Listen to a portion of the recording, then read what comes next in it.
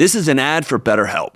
May is Mental Health Awareness Month, and we're all surrounded by nonstop noise, screens, notifications, comparison, and our bodies are on high alert. You don't have to carry it all alone. Go to betterhelp.com/Ramsey and get 10% off. Brought to you by the EveryDollar app. Start budgeting for free today.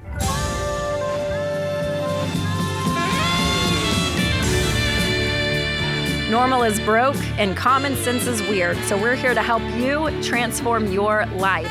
From the Ramsey Network in the Fairwinds Credit Union studio, this is The Ramsey Show. And I'm Rachel Cruze, hosting this hour with Dr. John Delony. So give us a call at 888-825-5225 to talk about your life and your money and your relationships. We are here for you. The phone lines are open. All right, kicking us off this hour is Grace in Boston. Hey, Grace, welcome to the show. Hi, thank you so much for having me. I really appreciate it. Absolutely. How can we help today? So basically, this is kind of a real mess. I'm drowning. So I'm drowning in a lack of transparency. Over the course of the past 3 years, we sold our house 3 years ago in 2023 when I was expecting our fifth child. Okay. Bottom line is we had to move because we had real difficulty in Massachusetts finding an education that wasn't completely crazy. We were pretty conservative, and I just found the state incredibly difficult to navigate. So we moved closer to the kids' school, but in the process, we never had a contingency, and we just sold our house without having a place to move into. Long story short, we moved into my childhood home, which was sitting empty, luckily. And we sold our house and made $700,000 off of it in 2023. And I moved half of that money over to a kind of secondary house that we purchased. And so we were left with $325,000, of which we've spent. My husband borrowed $50,000 from me in 2024.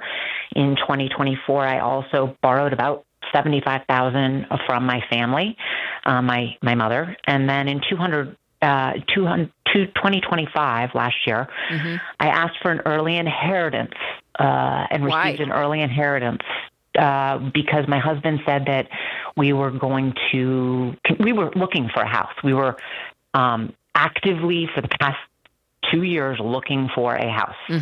So unfortunately, when we sold our house, there was a delay on the other party's end for closing. So it went from 30 days to 90 days. And in that time, the interest rate really went up. So we kind of got our intention to buy a house really got thwarted. And in that time period, I don't know if my husband was making any money because we seem to have gone through considerable amount of money kind of just waiting to buy a house. And so I needed a little bit more money to put down as a down payment, asked for $240,000. That was last June. And since then I've gone through it. But it didn't go through to a down payment, correct? No, it did not. It went to where? Just since June, so about 11 months ago, just daily living. So as I said, we're in a very expensive state, Massachusetts. I was paying for a ton of healthcare costs. So one of my children is sick. I was paying for just, different medications out of pocket. In January, I kind of woke up and said, do we not have health care? And my husband said, you're using the wrong pharmacy. And then in February, I said, do we not have health care? And he said, yeah, I don't know if we do. So I immediately went on Mass Health. And since February, I have told my husband to leave until he can find a job. So he owns his own company, was telling me for the past 3 years since we sold our house, he was making $30,000 a month, and we were in good shape, and he was managing everything. And then I pushed and pushed and pushed since December to find out some transparency around some issues and kind of threatened to hire a financial planner, which he was not into. And I then set a lawyer for some transparency, and he said he'd show me the loans. He showed me the loans. And then finally, 2 months later, I found out just last week that he took out $650,000 in loans. Oh my gosh. $450,000 are personal, $200,000 are business, all since 2021, none of which I've known about. So obviously, where did that $450,000 go? I have no idea. So he said that he's made a dent and he's managing the debt. And I said, can I see the whole profile, how much actually took out? And that's when he said, he showed me it was $650. He's paid in the past few years $200,000 towards that debt. So you guys are almost $1 million in just consumer debt from loans. True. Okay. But this is all new to me. This is all extremely new. I know, but Grace, this is all new to you, and your husband borrowed more than $500,000, lied to you about it, and all that's true. Okay, 100%. And you borrowed $240,000. Well, I guess you got it from the inheritance. Yeah, I mean, not to pay back. But here's what I want to point out. Like, you have your mess is very much financial, no question, but your mess is much deeper than owing $1 million. Right? You mean it's a lack of communication? Meaning, like, the moment your husband took out a $50,000 loan from his wife, you stopped being his wife. You became his banker. Right. And you became his like, the whole dynamic here is such a mess. Right. Yeah. Can I just add one thing? You're right. When he asked for me that $50,000, it was literally 1 week after we moved all of our stuff into a rental. While we were waiting, he said, "Let's just rent a place until we can find a place." But the language you used was he borrowed $50,000 from me. Yeah, and he borrowed it. He said, "I'll pay you right back." I'm just. But that's what John's saying. That's what I'm saying. Like, I would, I can't ever imagine asking my wife to borrow money because it's all ours. Right? And if she's gonna say, "Hey, we're so broke, I need to go ask for an early inheritance, like Old Testament style," I would. We have to sit down. We would talk about that, and we would make plans for what we're going to do next. Mm-hmm. And we're not perfect. Don't get me wrong, but that's what I'm saying. Like, you're running two concurrent businesses inside your house. You're both spending out of control, and you're both getting money from different places. Sometimes telling the other person, sometimes not. His hole he's dug is way deeper than the one you dug, but y'all are both digging your own holes, right? So, like, you've got a huge mess. How can we help? Right. So, well, I mean, I'm fortunate to have the house that I grew up in, and that's where we're living. Okay, but why where did the rental go? You said there was something about a rental? You rented and you bought another house? Like, what are y'all doing? Yeah, correct. He told me we haven't found a house. This was back in 2024. We haven't found a house yet, so let's just rent a place. But you were already in a home, right? But you were in your childhood home, right? Yeah, but he just, I didn't know the financial mess we were in, and he said, "I know you don't want to live there, so it's a." Okay, so you're not in your childhood home right now. You're in a rental. We are back. That was 2024. Now it's 2025, 26. We're in my childhood home. Okay. Yeah. So you had a year rental. Okay. A year rental. And you had $250,000 that you took from. Correct. And then where is? You said we went to buy another property with that $250,000. Where did that go?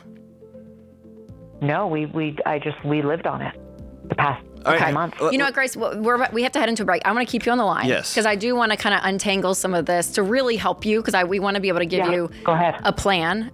So stay on the line. And we will, we'll come back after this break to break down a little bit more of the financials to get you guys on a path. And then definitely the relational side, which John can speak into because I think that is, there's a gaping hole there and both need to be fixed and talked about and addressed. So we want to help.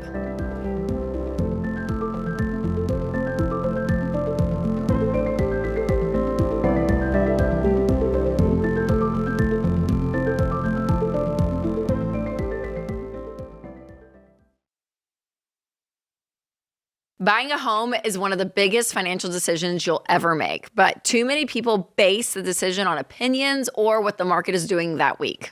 Churchill Mortgage has been our trusted partner for over 30 years because they do things the Ramsey way.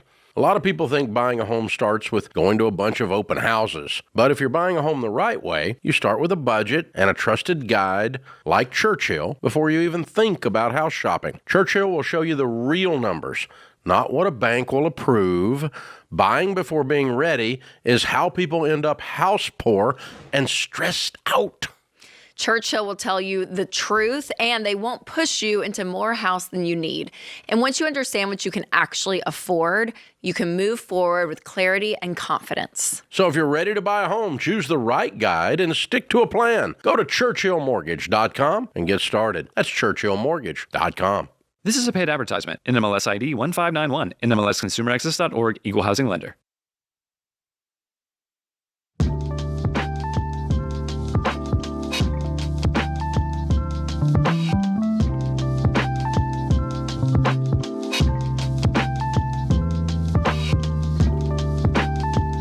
All right, we are back, and we're going to go back to Grace, and she's in Boston. And to recap the call, if I can, there was a lot of details. So, Grace, if I don't get this correct, I just want to make sure. Go ahead. You're married. You guys back in 2023 sold a house, but didn't have a house. And so there's been a big mix-up within taking money from loans, inheritance. A lot of things have happened even medically this past year, and all in all, close to $1 million in just consumer debt loans. And that's kind of where we ended, I guess, to a degree. Does that all sound pretty correct? Okay. It does. I just want to add a couple of things. Factually, he had been divorced 3 times when I met him. He had also been bankrupt twice prior to meeting him. And when I met him, he had 4 boys from 2 prior marriages. Okay. So they're grown up. He doesn't pay alimony or child support at this point in time to that extent, but we've been married for 16 years. Okay. So, and we have our own 5 children. So Grace, can I talk to you directly, but you know that like I'm on your team. Is that cool? Of course. Okay. What you just told me gave me even more fuel to the fire I was feeling during the break. You married a guy that has been a financial disaster, right? He's really struggled. He also had kids from multiple marriages. Like you knew who you were signing up to do life with. Yeah. And yet you have continued, and by the way, he's not on the phone, so I can only talk to you. You have continually said, well, whatever, I trust you. You said this. And so I want you to also hold some of the a huge half of the responsibility here, in that I didn't ask questions. I started spending money. I burned through $250,000 in 3 or 4 months, paying medical expenses without even asking the question, do we have health insurance? That's not his fault. No. Right? No, 11 months. Or 11, like whatever, 11 months. That's still a lot of money to just rip through, right? And not to sit down with my 16-year spouse and say, hey, we have this big thing coming up with our kid. We need to navigate this thing together, right? Yeah. And so there has to be not only do you, and now you're threatening him to hire a lawyer, I want to see transparency. I think the only way you guys can even have a prayer to make it through the financial mess, much less the relational mess, is that you sit down at the table, both of you, no threats, none of that stuff, and both of you say, both of us have contributed to this. I, for a year, had a free house to live in, my childhood home, and I complained about it, didn't want to live here. And then he went and rented something. We had no money, and then we did this, and we bought this other house, but we're not going to live there because that's our special rental. Everything just has to stop. Everything has to stop and say, we have created a mess. The only way forward is if we get on this, either we divorce because of the financial infidelity, or we have to say, we have to live differently starting today. Do you get what I'm saying? Mm-hmm. And if you don't feel any shred of ownership over the position you're in, there's no path forward for you, because you're just going to walk in and blame and blame and blame and blame. And he's going to either shut down like he's been doing the last 15 years, or he's going to head off on a separate path. And so both of you have to sit down and say, we have created a mess. We haven't asked the right questions. We have lied to each other, or he has to say, I lied to you, whatever. And we have to get to this baseline of the marriage we had is over. Do we want to build a new one? And here is all of the excavated foundation from the old marriage. We're starting at dirt. Do we want to rebuild a new thing together? You get what I'm saying? Yeah. It's that level. And I would say on your end, Grace, I mean, tell me what you think of this. Yes, Grace, I'm with John. Like, there was a level of responsibility that, you didn't take. But also he did hide. $500,000. Yeah. Oh, I mean, yeah, even more. So the trust is broken on both ends, probably more so, maybe more so on your end. And so learning a path forward to rebuild that trust, because the goal will be you guys working together. And if that takes a journey, and probably it's going to take a lot of therapy and all of that, right, to rebuild that trust, that's okay. That's going to take time. But the goal by the end of this, when you guys sit down and say and do everything, what John was just saying, the end goal is that we are a household, and financially and big decisions and everything that falls in that bucket, we are doing this together. We don't make decisions about money without each other. And I would say even more of a microscope because of his past financially, of how he's of how he's handled money. He's filed bankruptcy twice. So even more scrutiny that every purchase we're gonna be on a communication level that is probably more strict than the average couple out there. Because Rachel and I have sat with Dave and Sharon, that was 30 years ago was their bankruptcy, and still to this day, Dave and Sharon, they have resources till the end of time, and they still talk about major purchases together because that core seed was planted 30 years ago of I didn't know how bad this was, and so from here on out, we agree that we're going to talk through these things together. So that's the goal for you guys from a marriage perspective, Grace. From our position, like what we see is what we want for you all, but financially, how to dig out of this. What are you guys making right now a year? Like, are you working? Is he working? What's going on with income?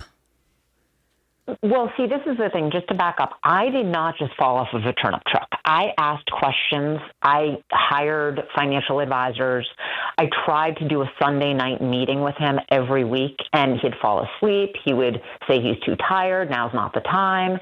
This has been going on for not just 3 years, but 10 years. So we sold 2 houses before that just to kind of make ends meet. So it's been a pattern where he skirts the communication issues. So in terms of me taking ownership of my stuff, yes, I do. And I think that I agree with you, but it's hard to talk to someone who is constantly stating things that are untrue. Like he makes $30,000 a month, which maybe that was true during COVID. Yeah, maybe or maybe not, right? Yeah. Now. Yeah. Yeah, so I don't know because I asked him, could I get some bank transparency? Can I just see what the stream of income is? And he always says it's complicated, or I'm working on the numbers. Okay, let's take it out of money. Let's say that he has a history of cheating on his past wives, and then y'all get together, and every week you want to sit down and talk to him and say, "I want to reestablish trust. Can I see your phone?" And he says, "Absolutely not." And all of a sudden, you see hotel receipts show up at the house. And you're like, I didn't stay there. Who was there? And he goes, it's complicated. Would you stand for that? No. So what I want you to see is, like, when I say responsibility, absolutely. You've been trying for 10 years.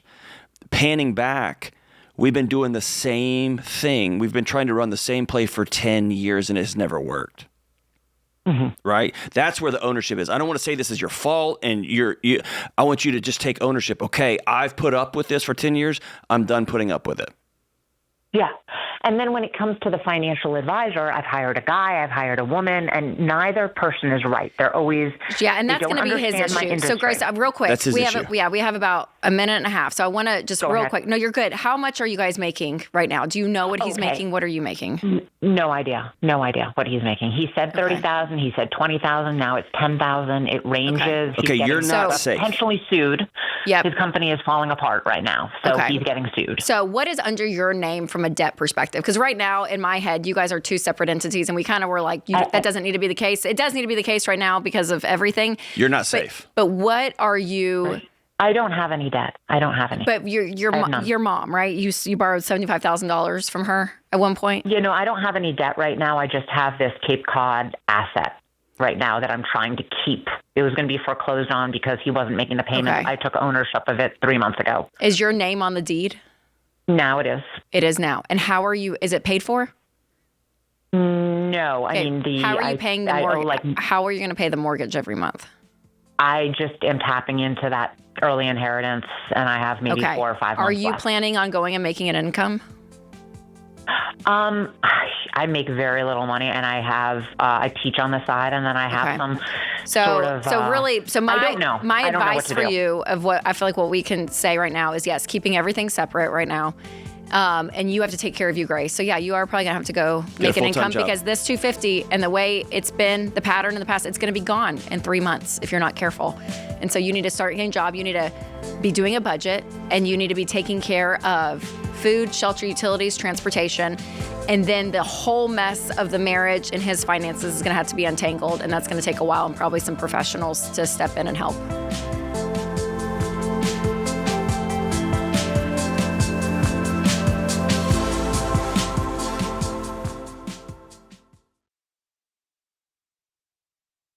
Statistics show that half of Americans don't have enough life insurance, or they don't have any at all. I don't understand this, John.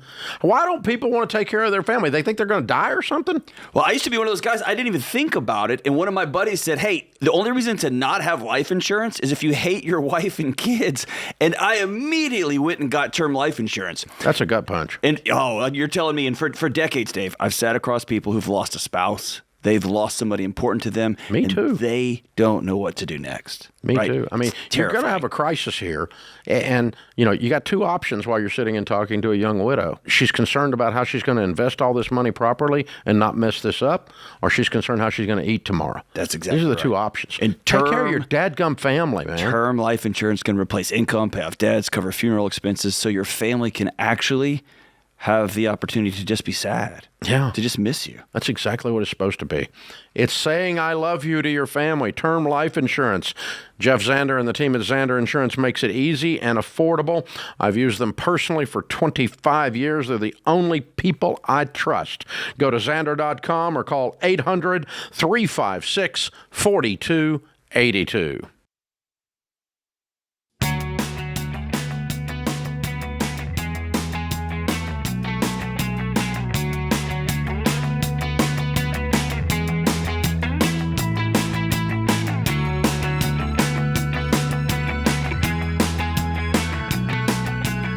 Well, it's May, and the Ramsey Cash Giveaway is officially here. So you can enter every day from May 1st through the 31st.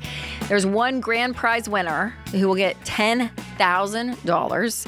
Plus, there will be one $500 winner every single week in the month of May. And you can enter daily to increase your chances of winning. Plus, be sure to check out our sale that is going on right now and kick off your summer with some assessments and books and all the things for just $12. So go to RamseySolutions.com/giveaway now to enter. No purchase necessary to win.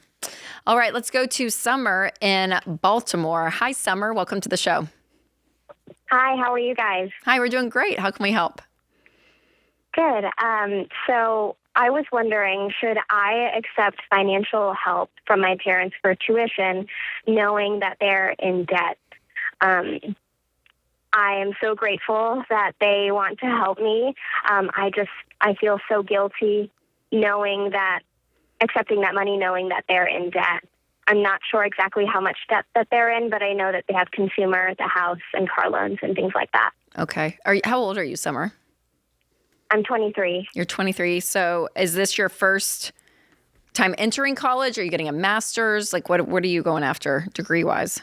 So I already got my 2-year degree, and I cash flowed that. I finished my 3rd year, cash flowed it, so I only have about a year and a half left. Good for you. I've paid my tuition so far throughout, but I think the burnout is starting to hit me, and they're noticing, so they're getting a little bit more adamant about helping me with school. Oh my gosh! Well done, Summer. So you've awesome. literally worked your way through.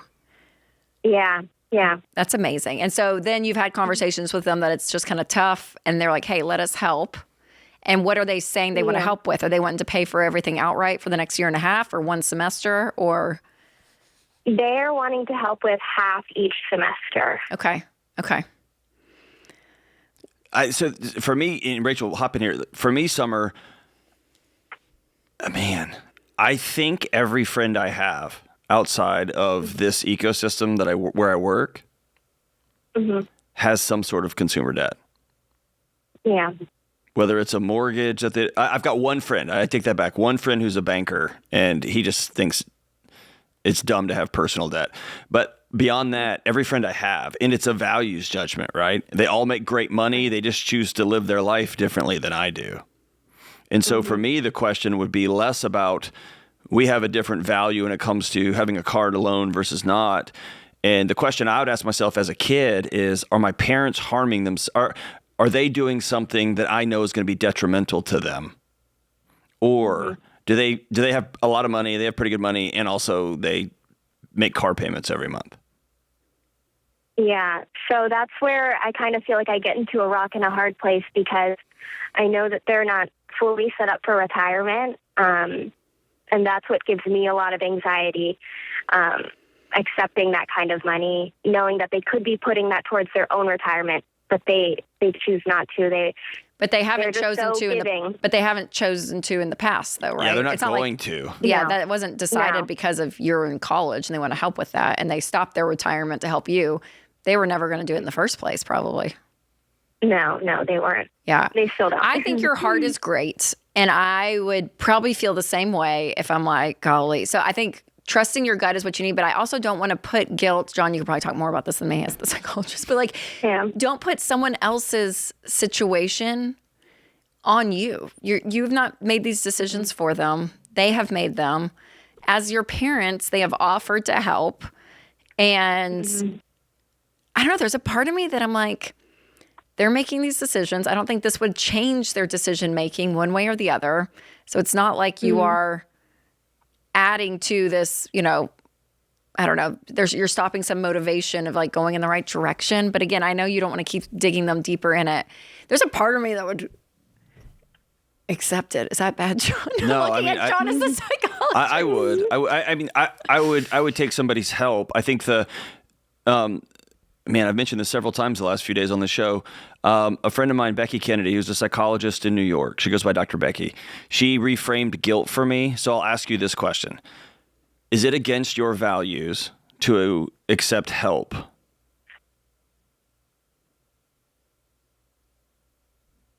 Do you hear me, Summer? You cut out there. Is it against your values to accept help? Is it against your personal values to accept help? Period. Yeah, it sounded like there was more. There wasn't Question more. mark. She's like, I think you cut out. Yeah, just yes or no. Help with what? Help with what? Yeah. I guess not. Okay. Is it against your personal values to pay cash for college?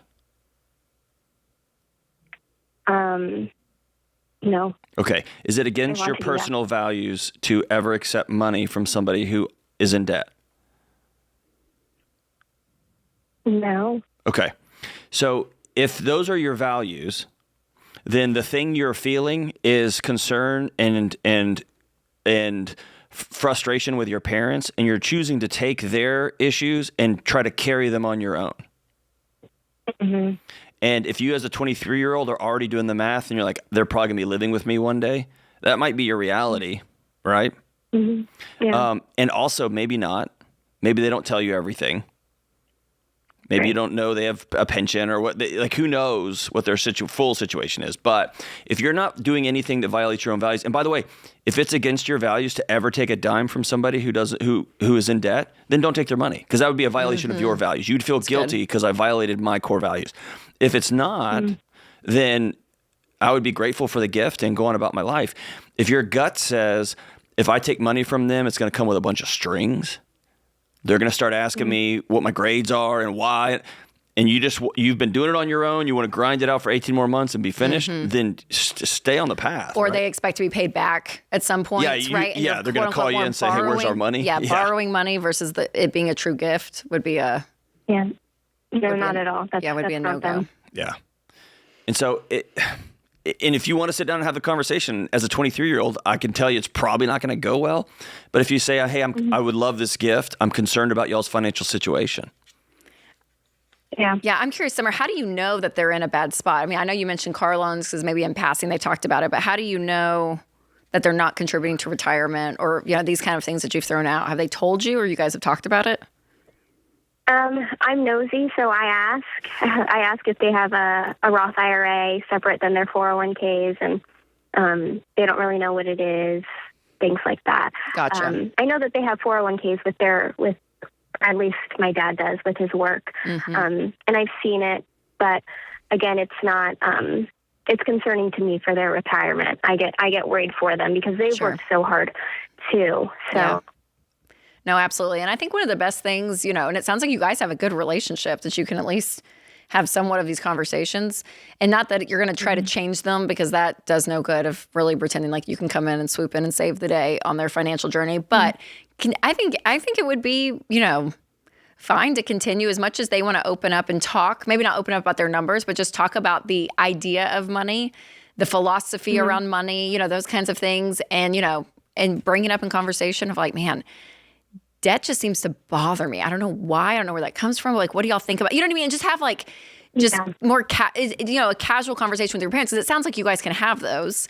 I feel like I have that with my parents. Like whether it's theology or politics or whatever, we'll throw ideas out about stuff and kind of, and talk about it. I have different opinions sometimes, but it's always an interesting conversation. So I would be curious, what things you can bring up or talk about in a casual setting that you can maybe share some of your experience of. I mean, obviously you listen to this show to a degree to call in of like, yeah, I've been listening to this thing, or I've seen this and I thought that was fascinating, or like compound interest. I had no idea. Oh my gosh. Like look at this calculator on RamseySolutions.com. Like whatever. I don't know what it is, but I am curious if there can just be conversations where you get to share some of the value systems at which you've placed money, which might be different than them. And actually, again, not in a weird teaching way, but open up and talk about it, and they may actually learn something. Or just something as simple as, I'm nervous to take this money. I'd rather see y'all invest it for your retirement, and see what they say to that. Yeah. So, Summer, you're awesome. We appreciate the call. If something goes sideways or crazy, call back on a day. John's here, and he can help untangle that. Thanks for the call, Summer.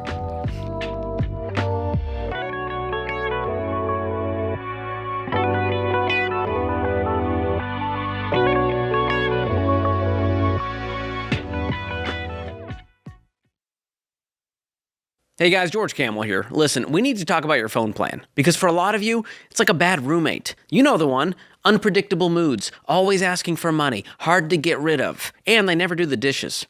And that's what the so-called big wireless carriers are like. They're counting on you overpaying forever.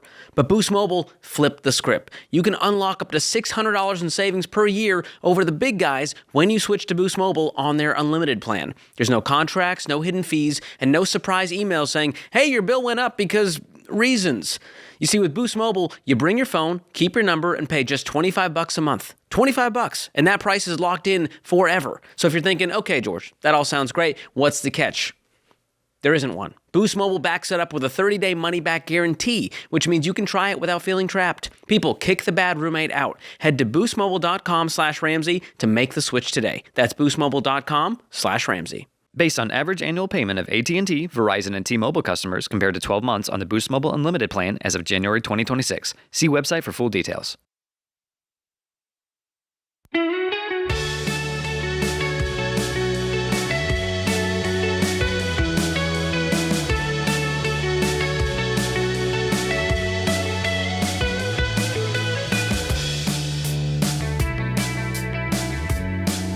All right, let's go to Becca in Louisville.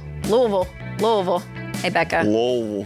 Welcome to the show. Hello, how are y'all doing today? Hi, we're doing great. How can we help? So my husband and I just got out of debt 2.5 weeks ago. Congratulations. My car caught on Becca. fire yesterday. Thank you. Well done. My car caught on fire yesterday. Oh, of course it did. Because why not? And I was wondering if we should go into debt for a new car. Of course. Yeah. For sure do that. Stop. No, Becca. Becca. Oh, no. Okay, so what happened to the car? What caused it to catch on fire? You shouldn't drink gasoline and smoke at the same time. So actually, I was at my OB appointment because I'm also almost 7 months pregnant with our first baby. Oh, my gosh. Because why not? Well, congratulations. I went inside, and they were they were talking about a car on fire outside. I thought nothing of it. Turns out it was my car. And we think it was a battery short or something like that. But, I mean, there's no way to really know for sure when your car catches on fire why it was on fire. But oh, my gosh. Becca. Everyone was okay, and that's good. So that's terrible. Okay, did insurance, jump in at any point? Are you getting any money for this car? So we don't think so. We only had liability on the car because it wasn't worth very much, and we didn't owe anything on it. Okay. So we're probably not going to get anything from it. But we do have about $5,000 to spend on a car. Well, beautiful. Okay. And the reason that I'm calling really is I feel like I may be being emotional about getting into debt. My mom and my sister, they're both also Dave Ramsey fans, and they're also debt-free. And I was just thinking, like, they were saying, well, Becca, you know, you're about to have a baby. You want to make sure you have a reliable car and that it's safe for you and your baby, and you don't want this to happen again and within the next few years. So maybe you should I agree. put You a don't want big the car down payment down on a car and get something nicer. So I'm just wondering if I'm just being too emotional, and I should go into a little bit of debt. No, you know us too well.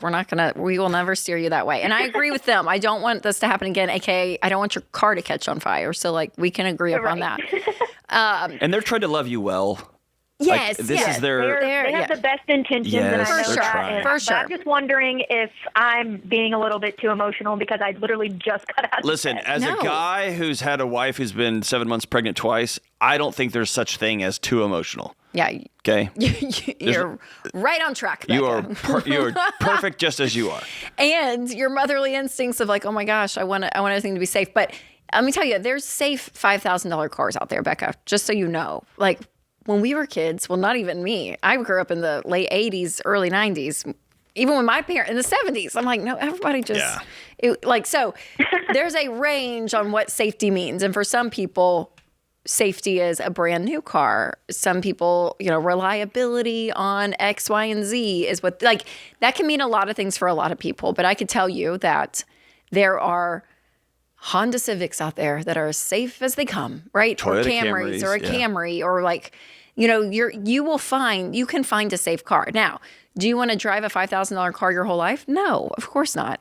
So I wouldn't care. So I drove a $4,500 Prius with 2 kids in it. And I'm a big, tall guy. Yeah. And I was in Texas, and it was a season of shame for me. But that car was awesome, and it was cheap, and it got incredible gas mileage, and it's still on the road today.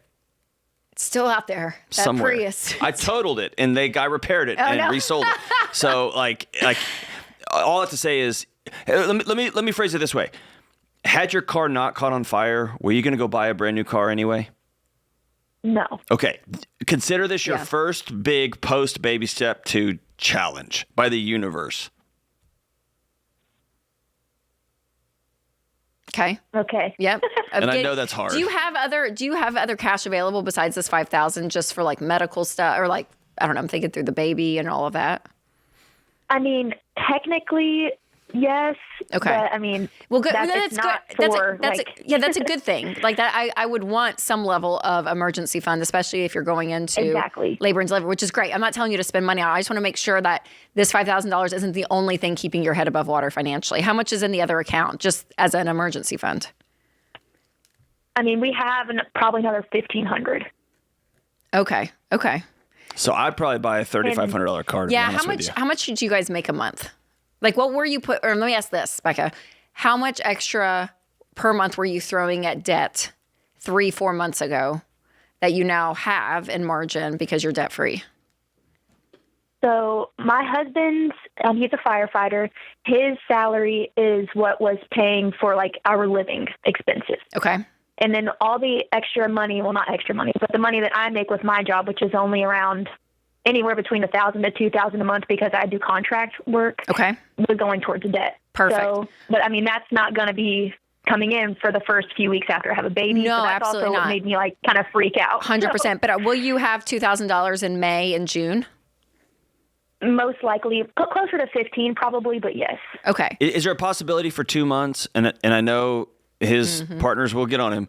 Could you drop him off at the fire station? Well, I would do that, but he drives a manual car and I can't do that. Oh, okay. Oh, well played, husband. Well played. I'm gonna get the stick shows. But we also have a farm, so I have a farm van I can drive for now. But there's nowhere to put a baby in that car, if that makes sense. Sure, totally. Okay, but for 2 months, I need a car right now. I need a car for when I have a baby. Okay, perfect. That's great. Well, so what I would say probably, Becca, honestly, is I would drive that farm van until you have the baby, and then hopefully you'll have $3,000 to $4,000 saved before the baby comes, extra than what you have right now. And so let's say it's $3,000, and then you have $5,000 for the car. I would probably wait and buy an $8,000 car, or even, I would, buy an $8,000 car in 3 months. Yeah, after once the baby comes home, everything's good and everybody's rocking and rolling, then y'all go get an $8,000 car. Yep. And take that van up to the fire station when those guys are sitting in their recliners. And by the way, I'm making jokes, inside jokes to my friends who are firefighters. But have those guys clean that van out for you and make it awesome. Sounds great. Yep. So that's what I would say. I would not buy anything right now, and I would save, $1,500, $2,000 in May and June, and then go get an $8,000 car. And an $8,000, you can get cars for you can do great with $8,000. Yes. So that's awesome. Well, Becca, I'm proud of you. So stick to your guns. Don't fall back in. You can do this. And I promise you and your baby, you guys will be safe. All right, let's go to Sarah in Dallas. Hi, Sarah. How can we help? Hi, I wanted some objective advice on whether or not I should spend $6,000 to get a certification that will advance me in my career passionately, but I won't be actually making any more money. What does that mean? So I am a teacher, and I love obviously working with the kids, but the content that I'm teaching right now feels kind of like beating my head against a brick wall. And I already have my master's. I want to go back to school to get 18 grad hours in English. That way I can teach college level English. Are you able to teach college level English? My mom was an English professor and she just retired. That's one of the single hardest jobs to get right now on a college campus. Yes, so I would be teaching dual credit, which would be on my same high school campus. Okay, great. Yes, I know I would be able to roll into that position in at least the next 2 years, probably. What's the stipend for that, or is it just the same? It would be basically the same. Okay. I honestly, if you have cash and it's $6,000 and it's going to move you to a position that's going to allow you to teach what you want to teach and give you 10 years of like work satisfaction, doing a thing that you love, I don't have a problem with it. Yeah. Do you have $6,000, Sarah? Yes, I would have it. We would never borrow it. We would be able to work it into the budget and have it. I guess my main question is because I have 3 kids and 11-year-old twins and a 4-year-old. And so when I'm looking at the next 5-6 years, I'm looking at braces and cars and y'all work it out at your house. Like I have a bunch of guitars that if I added them all together would be more than $6,000, but I do that because I love it and we could afford it, right? And so you see it as more of a passion. Yeah, it brings me joy in what you do. Yeah. And I think you guys will be able to cash flow everything else, right? You work in life as it comes, and this is the next step in life for you. And if you have it and you guys can do it, then yeah, because you see it more as a passion, not as I'm going to get something that's going to advance my degree and make more, because that's not the case. Running a business is hard work. You're the CEO, the accountant, and the sales team. You don't have time to moonlight as your own benefits department. That's where Health Trust Financial helps. In fact, health insurance is one of the biggest and most confusing line items in your budget. And most of you are overpaying because you're stuck figuring it out alone. You don't have time to figure out all the fine print about networks and deductibles. My friends at Health Trust Financial have been helping Ramsey listeners for over 20 years. Their focus is simplifying health insurance and serving people with empathy. No pressure, no games. They give you clear, unbiased advice that fits your life and your budget. Most of their clients save hundreds of dollars every month. That's real money you can put back in your business or into the baby steps. So stop wasting your time, your energy, and your money. You run the business. Let Health Trust Financial handle finding the right health insurance. Go to healthtrustfinancial.com today. That's healthtrustfinancial.com.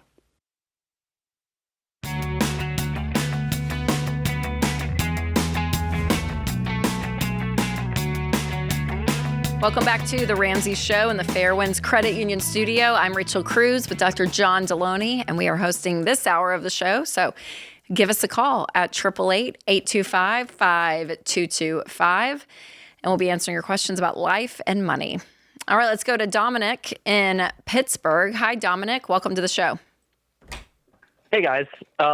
So So I'm graduating college this spring from West Virginia University, and I just got, like a week ago, I just got a job offer for $85,000 for an engineering job. Nice. In Newport News, Virginia. So it's for like a naval shipyard. So I've never actually been to the area before, and I'm trying to figure out if that's enough money to move there and actually start building a life without putting myself in a bad financial situation. $85,000? Yeah. As a single 22-year-old? Yes. Yep, I think you're good. Yeah, unless you're trying to like go back and forth to the moon, you should be good, brother. How much debt do you have? Okay. Well, I actually have no student debt, and I have a paid-off car. Nice. So you just need to know that like half of America just drove their car into oncoming traffic because they're trying to support families of 3 kids on $85,000. Yeah, the median, just to give you a perspective, the median household income is $62,000 in America right household. now. That's 2 spouses. Okay, yeah, and that's the median. Honestly, I've been doing a lot of research because I'm just nervous about moving to an area that I've never been to, especially because I've lived, like, I'm going to college in West Virginia. So and what part of Virginia are you moving to? Virginia is, so it's close to Virginia Beach. It's like the southern coast. It's like Norfolk and Virginia Beach area. Yeah. It's down by the Trident. Like, hey, I would get a 1-bedroom apartment. Mm-hmm. And I was looking at 1-bedroom apartments, and it looks like they would be about $1,500 to $1,600 a month. Yeah, that's about right. About right. And don't furnish it with a bunch of stuff. Listen, right now, in a really nice house on our back patio, me and my wife and my son, my daughter was still asleep. We had breakfast this morning on a box with a like a sheet over it. Okay. And I mean, if it works, it works. That's what I'm telling you. Like, I need to buy some outdoor furniture. That's totally on me, and my wife's been after me to do it forever. But I want you to know, like, we had a great family breakfast this morning over a box with a sheet over it. So you're going to get yourself into trouble if you get the nicest apartment, or you go try to buy a house in a town you don't know anything about, and then you try to furnish the whole thing like all bananas. Don't do that. Go in as low and slow as you can. And also ask your incoming firm if they have a real estate office. A lot of those folks, or do they have places where they can say, hey, this is a great neighborhood, this is a good apartment complex, et cetera.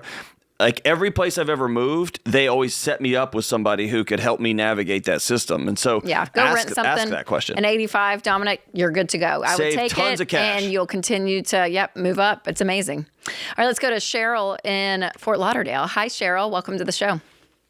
Hi. Thanks for taking my call. Yeah, absolutely.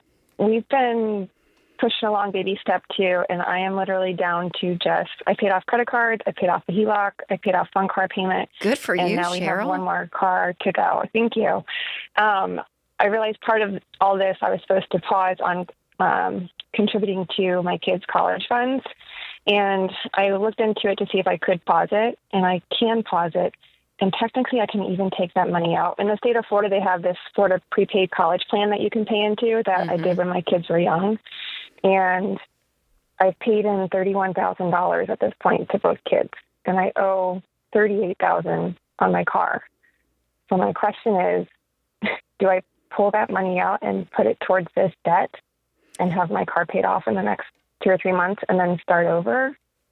Or do I save some of that? Or do I just pause it and leave the money where it is? Yeah. How much do you make a year? Or household income? Are you married? Yes. We make about $220 a year. Oh, $220. Okay, that's great. No. I would not. I would not unplug the investment there. And I would, I would just continue down that you got $38,000 of car debt. And so how much extra can we throw at this? Or do we sell the car, just to be done with it? So, yeah. I would have some major gastrointestinal issues pulling out an investment that's building one way to pay for a depreciating asset the other way. Okay. Because the moment you pay $30,000 on it in 1 year, that car's going to be worth less than that. Right. Whereas that money would have been worth more than that. Yeah, and my oldest will be off to college in 6 years, so I wouldn't. Yeah, retirement in college and stuff is one. I mean, if you had like a random stock or something and you wanted to sell it just to be debt free, But the kids' college and retirement, all of that, if you've already plugged things into those, I would just cash flow the payment of this. Y'all make $220. How quickly can y'all just buckle down and get this thing knocked out? We're trying to. We still kind of struggle with the budget thing. I have 2 boys in travel baseball, so we're just trying to understand what's monetarily necessary every month, and where can we really. What could you sell the car for, Cheryl? I'm just curious. Are you underwater on it? No, I could probably get $45 for it. I would probably just sell it and be done. Sell it and be done. Go get a used something. Because here, for listen $10 to grand, or save a couple thousand between the next 2 months. Right. So here's what I've heard you say is your priorities: travel baseball and whatever some coach tells you y'all need to fork over, followed by a depreciating asset car, then hopefully kids' education. All of that seems backwards. Yeah. I would put in, I just tell you, in my house, kids' education is first. Whatever depreciating asset me and my wife are driving around town comes second. And then extracurricular activities will come after that. And that's just a values judgment. Okay. That helps. So y'all make enough. Make enough money, Cheryl, to just y'all pay are this rich. off. Just do well. Pay this off, okay? So you have that option. But if you're itching that badly to get out of this car payment, then sell it. I would sell it in a heartbeat more than dip it into your kid's college. Okay. Which I know you probably don't want to hear that. But. Well, no, that's good. I mean, just everything I keep hearing, I thought maybe I was supposed to stop, because it's just, all it does is it locks in the Florida tuition rate at what it was. Yeah, and the prepaid tuition we're not big fans of anyways, but if that's the program that everything's already in, I don't know if you can shift or what that looks like, so that's probably a different conversation. I don't know if you can roll it to a 529 or something. Yeah, if you're able to do that. The prepaid tuition thing kind of locks you in, and it's not the best option, but yeah, there's a... I don't know. I'm like, it's the value system conversation, John, like what you were saying. Right. But also, our cars have such a grip on us. Like, they really, really do. And it's not a bad thing. And again, I think you guys can. That grip is not as tight as travel sports, though. No. Yeah. Good God Almighty. Okay. We'll get John on that rant in a little bit. Cheryl, y'all are killing it. You really are doing awesome. For not being great at the quote unquote budget thing, you've paid off another car, you paid off credit cards, a HELOC. I mean, you guys have done a great job. And you're at the end, you're probably just exhausted. But yeah, if you're that tired, college for a car. Yeah, I might get rid of the car. I'd save up $3,000 to $4,000. Go get a $15,000 car. That's what I would do. But you guys are awesome, Cheryl.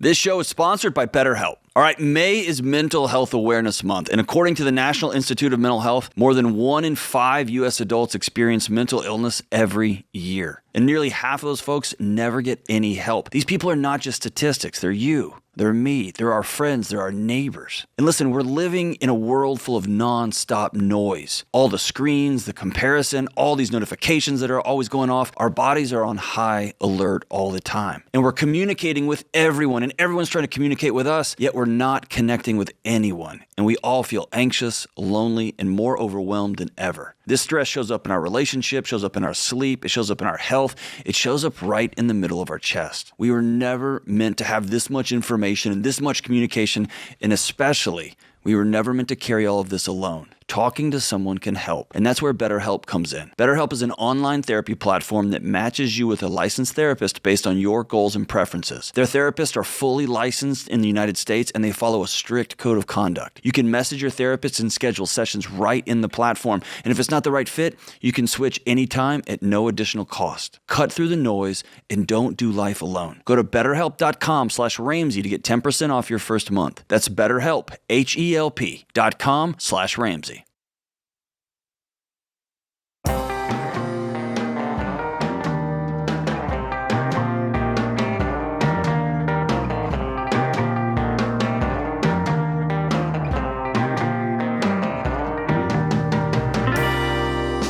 right, we have Devin in Pittsburgh up next. Hi, Devin. Welcome to the show. Hey, Rachel and John, right? Hello, hello. How can we help today? So I guess I'm coming a little too late to the realization that I might have not chosen the best college degree for making money, and now I want to make money. So I'm trying to figure out what the best course of action going forward is to, long-term raise our family income. What's your degree in? English literature. I love to read. So do you know you know what my bachelor degree is in? Sorry? Do you know what my bachelor's degree is in? I do not. Humanities. Oh, that's great. That was my second option. There you go. You went one step further than I did. Like, your degree is more specific than mine. I mean, on the hierarchy, my degree was less than yours. And so I would not blame your current situation on your degree. I would blame it on, I don't want to blame anything, but I would say, what are you choosing to do? Yeah, what are you choosing to do, and how hard are you willing to work for it? That's fair. I guess I don't have a clear direction of where to go next. There you go. That's a more honest question. So you got a degree. You've proven to some future employer you can work hard for 4 years and get a thing, and great. And so the big question is, what do you want to do besides read books and write? It's a great question. If I really let myself dream, it sounds crazy. So, I'm a YouTuber, brother. It gets no crazier than what I'm doing. I would love to be like an outdoor adventure, do an outdoor adventure camp for young boys. Okay. Why is that crazy? I really care about men's ministry. I spent 5 summers doing Catholic summer camp in Colorado. Why in the world is that crazy? I don't know where to get the money from to start, I guess. You take a job making less than you think you're worth at working a camp this summer. And there's openings at camps all over the country. And while you're doing it, me and Rachel, our mutual friend Michael Easter, is here in the studio, and he has one of the most successful Substacks on the planet because he's an extraordinary writer and a great researcher and thinker.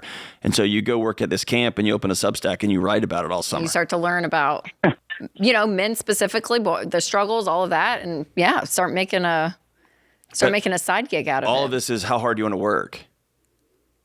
Right, exactly. I'm willing pretty much. Right now I'm driving for Amazon, got the EveryDollar app and doing side hustles and married. We have a kid. We're expecting a kid in September. That's awesome. So go find a boys ranch to work at. Go find a summer camp to work at and get after it. There's no path forward without disruption. Yeah, and there might be a season 2, Devin. I'll just say as a wife when I had a baby once. Oh, here we go. I'm just kidding. There may be a season of I'm going to go take an office job for a hot second, get some stability under us. Then we get to make a move towards the thing that I want to do. Or in the summers, we do this, and then we have to do something else over here, right? You guys are young. Did you just graduate? Are you guys 22, 23? 25 and 24. 25 and 24. Okay. So there may be, a season from a financial standpoint that you do something you may not love, but at least hopefully it's in the realm at which, you can either do something on the side that you're enjoying. But what are you good at? What would you say? I'm a really gifted writer. Yeah, so maybe a job within that, right? Copy editing, ghost writing, you know what I mean? Plugging in what you're good at too, and not just your passion, but I think working towards where those things can intersect could create a great life. Or spec writing, and those jobs with AI are getting increasingly hard to make a living. But man, if you're good at Substack, I pay money for only a few Substacks, but I do pay money for them because they're good and I value what I'm getting, right? So, but that's just rep after rep after rep after rep. Yep. So there may be a journey ahead, and we dearly miss Ken Coleman, our friend, but I'm still getting shout out his book, Find the Work You're Wired to Do, and we still have copies. Yeah. We'll stay on the line. We'll hook you up with one. Yep. So Christian will pick up. But yeah, take that assessment because I do think generating ideas is really big. And you may be in a season where, again, and I'm kind of, I don't know, I heard this message. I was like, it's kind of good of like, work on what you're good at, your talent. And then that provides a great living for your family. And if that crosses with your passion, quote unquote, like that's great too. Right? Yeah. But this whole idea of just chasing your passion and doing whatever you want, may not be a season where you're able to support your family, and that's okay. But like, find what you're good at and make some great money doing it. And then I do think your life, you are in just one small chapter of your life right now, Devin, and it will continue. And the opportunities and doors. You said this the other day on the show, where you were, what was it? 8 years ago. It was like 3 different houses, 2 jobs. My first graduate school class was at the age of 26. So a year after his. Totally. That was my first master's degree class, right? And so, you got a whole adventure ahead of you. But I do remember this. I do remember pacing around the house at 25 thinking I was failing everybody. And so I get that sense in his chest. Like, yes. I'm not going to make it. I'm not doing enough. Right. Or, but man, take action. And you said you worked for 5 summers with young people and you developed a passion. Reach out to those contacts and see what's available. For sure. Or volunteer at your local church. Like, there's so many opportunities that are going to take you a lot of time, a lot of energy, and that's hard with a newborn. But man, get after it. And what's wild too is we love Young Life in our house. That's where Winston and I met. But they have property site families that live on these camp properties. That's what I'm saying. Like, all year. And that's like where they live. And that's their job is to take care of these camps. I have buddies texting me all the time, hey, do you know anybody who wants to move to New Mexico or to Southern Missouri and work on this camp or this ranch? Maybe there's a fun adventure for you guys with a baby and like, and there's no rent? Yeah, no rent. And you get paid to do it. Like, I don't know. Maybe there's something fun like that too, Devin. Thanks for the call. All right, let's go to Holly in Milwaukee. Hi, Holly. Welcome to the show. Hi. So I am currently in the middle of leaving my HR job to potentially go part-time.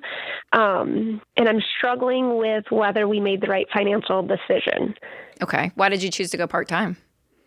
I was burnt out. I was the head of HR out in a company out in the Pewaukee area, and with 3 young kids. I have a 5, 3, and 2-year-old. Oh, wow. Yeah. So you want to be home more? Is that your hope?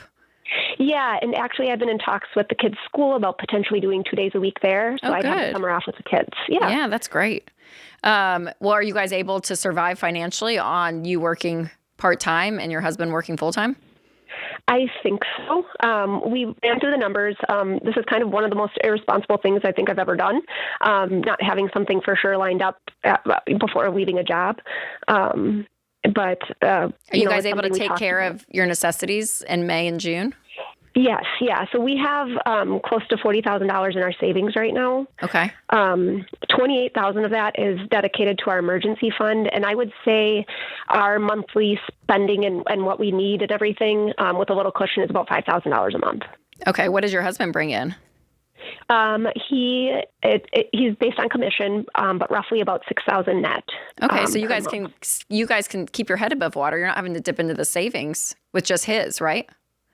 Right. Yeah. Yeah. Holly, you're not overly irresponsible. That was so kind of you to say, or not kind. That was so heavy to say. You guys have $40,000 saved. Yeah. Do y'all have a lot of debt?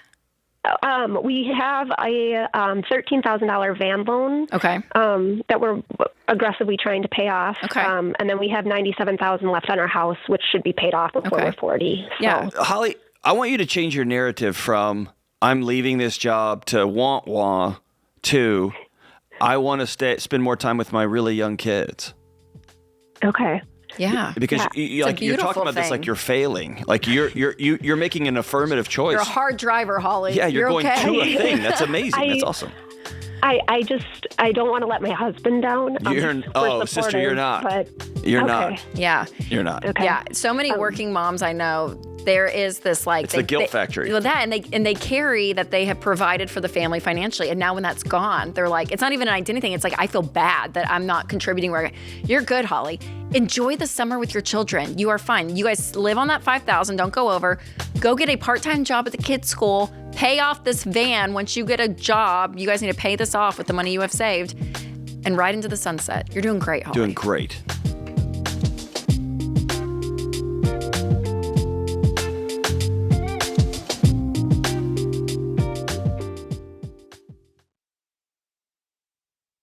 If you run a business, you already know this. Bad information leads to bad decisions. And right now, AI is everywhere. But AI is only as good as the data behind it. The best AI is built on the best data. That's why I recommend NetSuite. NetSuite is the #1 AI cloud ERP, and more than 43,000 businesses run on it, including us here at Ramsey Solutions. Their AI isn't bolted on, it's built in. And it connects everything that runs your business. Accounting, inventory, customer data, all in one place. Because when your numbers are connected, AI actually works like it's supposed to. NetSuite's AI helps flag cash flow problems, spot inventory issues, close your books faster, and cut down on manual reporting. If your revenue is at least 7 figures, go to netsuite.com/Ramsey for a free product tour. That's netsuite.com/Ramsey.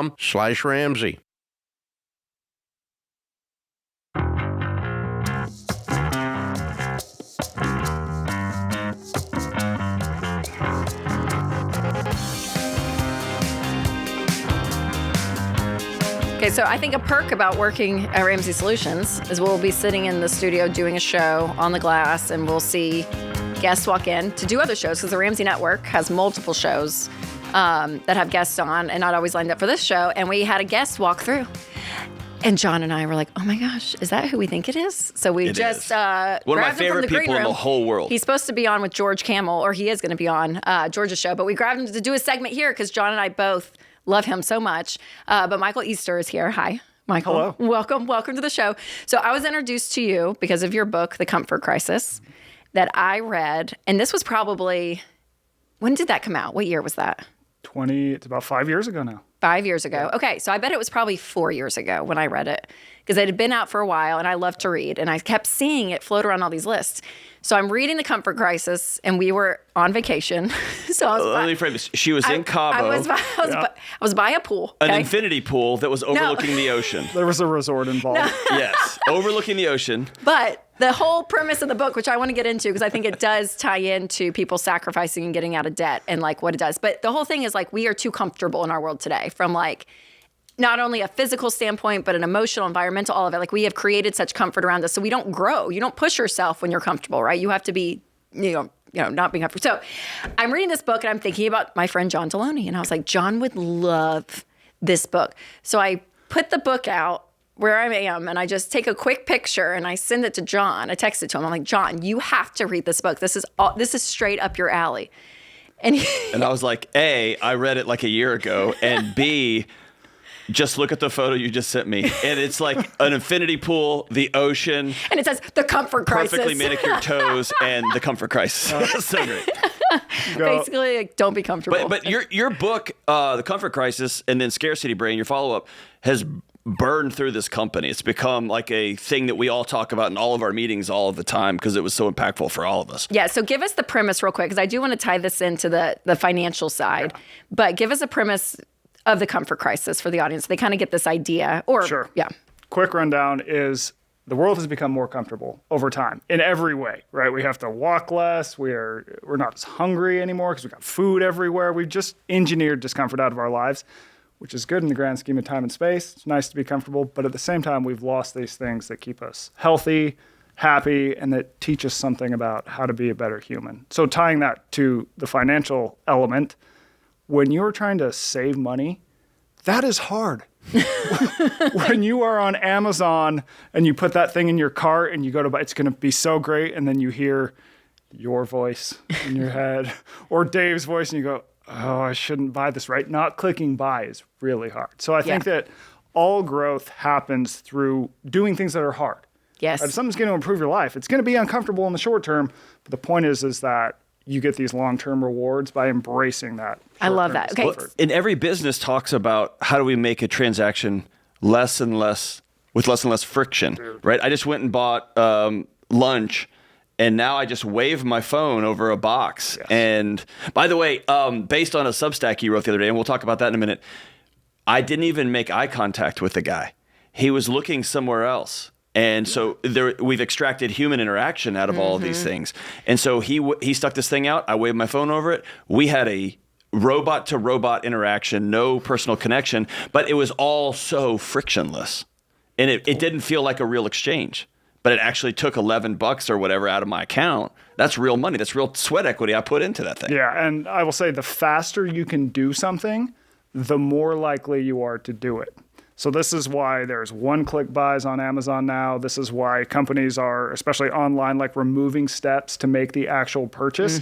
So we've really increased the speed of all these things that I think can be poor decisions, but it's like you just make it so quick. What happened? Yeah. Or my first mortgage, I had to sit down with a lender and we went through a stack of papers. Now it's, you can get online and we'll approve you right now. It's like an e-sign. Yeah. So from the purchasing consumer standpoint, it's taken out any level of discomfort. So you are more likely to spend and not save because the saving pushes patience and delayed gratification, which you were just saying is so difficult. So speak to the families, because there's a lot of listeners that they're trying to get out of that consumer debt. They're deep in credit card debt, student loan debt, car debt. I mean, it's just all of this. And they've gotten to a point where they're like, I'm so sick of this. I'm done. I'm going to get out. And we teach that when you get out of debt, you have to sacrifice your lifestyle. All of what you were spending, no vacations, you're not going out to eat, like you are limiting everything and throwing anything you can at that debt. And it is so hard for people. They call in and they'll say, how do I stay motivated? Because this is so difficult. So speak just some encouragement that this idea of sacrifice and what you're putting yourself through for a greater good to get to this point, where you have autonomy over your money, you don't owe anyone anything, like what that sacrifice is actually doing to the character of who they are and what's happening inside of them. Yeah, I'll tell you a story for an example, and then I'll pull out big picture. When I was a professor at NYU, or UNLV, I had a student who crazy in debt, just like she's married, she had kids, so much debt. It was totally ruining their life, causing a lot of marital problems, causing problems with what they could do with their kids, what programs they could get them into. She started following Ramsey stuff. She's like, it was the hardest thing we've ever done. But she got out on the other side of that, and then she could put herself through college, which means she could earn a higher income. And she's like, that was so hard in the meantime, but now that we went through that, I look back on that and I go, that's one of the most rewarding things we've ever done for our kids, because that taught them a lot, for our marriage, because it brought us together, and also personal fulfillment. So to pull back, when you look at what gives human beings fulfillment, it's never the easy thing. It's the things that we had to struggle through. Good example. If I asked any parent, what's been the most rewarding thing in your life? Like, what's most important to you? Most people are going to say their kids. Yeah. It is my kids, full stop. And then you ask, well, is that always easy? What's the most challenging thing? The kids. Yeah, what's the hardest thing? Yes, that you've ever done, yeah. Exactly. Now, you can apply that to any situation health, in life. Marriage, health, finances, whatever. Realize that almost think of that as that hardship as like, that is a signal that something important is happening that is then going to improve your life later.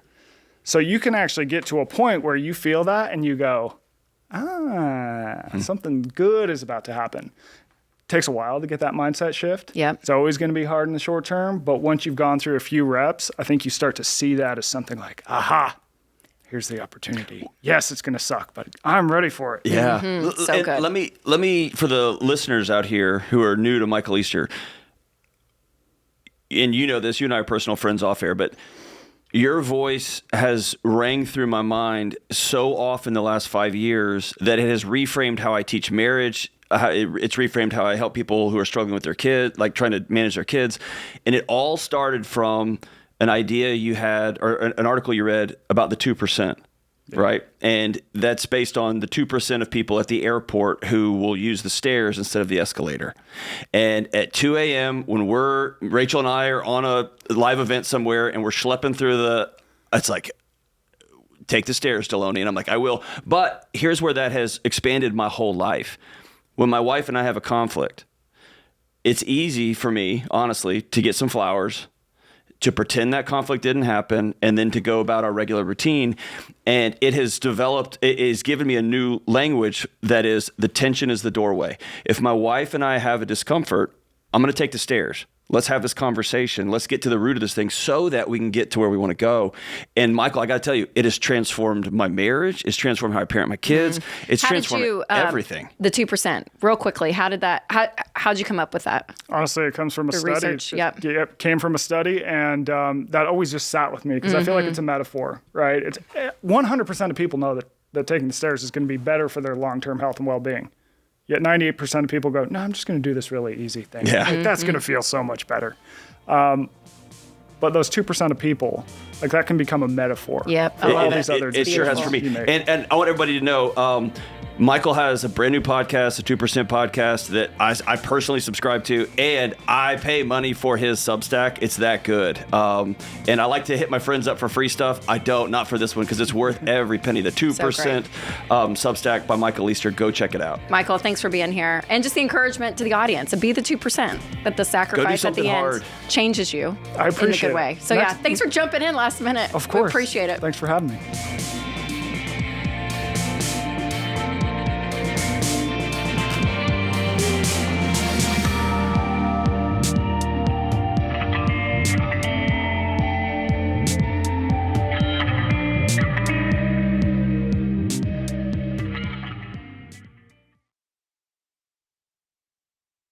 As a mom, I plan for everything. I plan the budgets, snacks, lunches, backup outfits in the car for the unexpected. I mean, everything.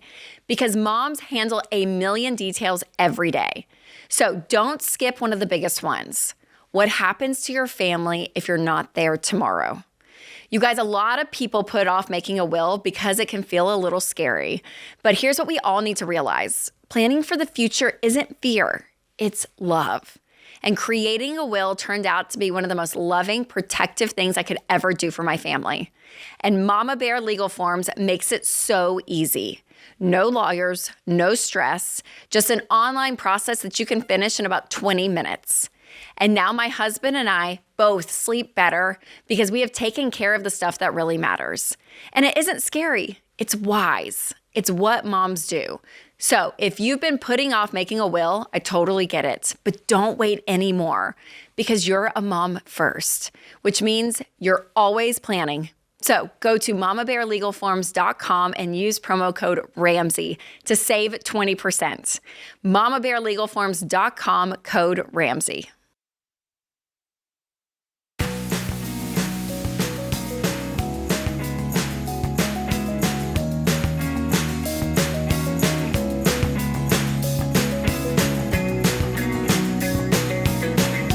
Dude, being around Michael Easter makes my life better. You like him. He's just a good human, great y'all. human being. Yes. I'm glad he swung by. For sure. So, I know. Thankful who you popped in.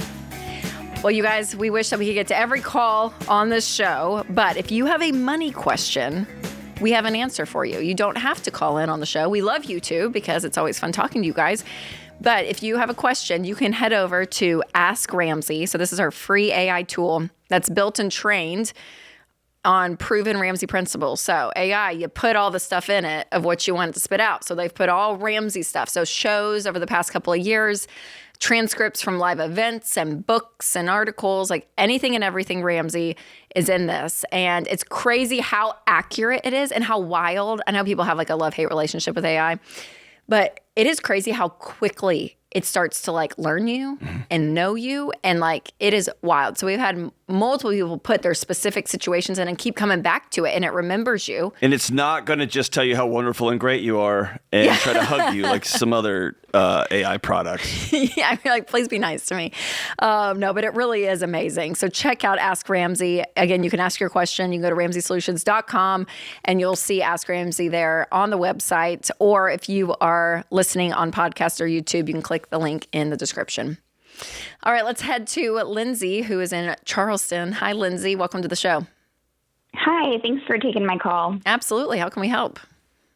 So I'm calling today because I recently got married in December, and my husband has actually offered to pay off my student loans. Nice. And my question is, should I let my husband pay my student loans off? Absolutely not. I'm just kidding.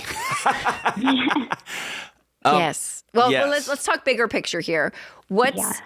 what's causing you to hesitate? Are you still seeing this as his money, your debts, and you guys haven't really combined money, not even tactically, but even emotionally? Like, this is our household, and our household has this amount of debt. Our household brings in this income. Our household has this much savings.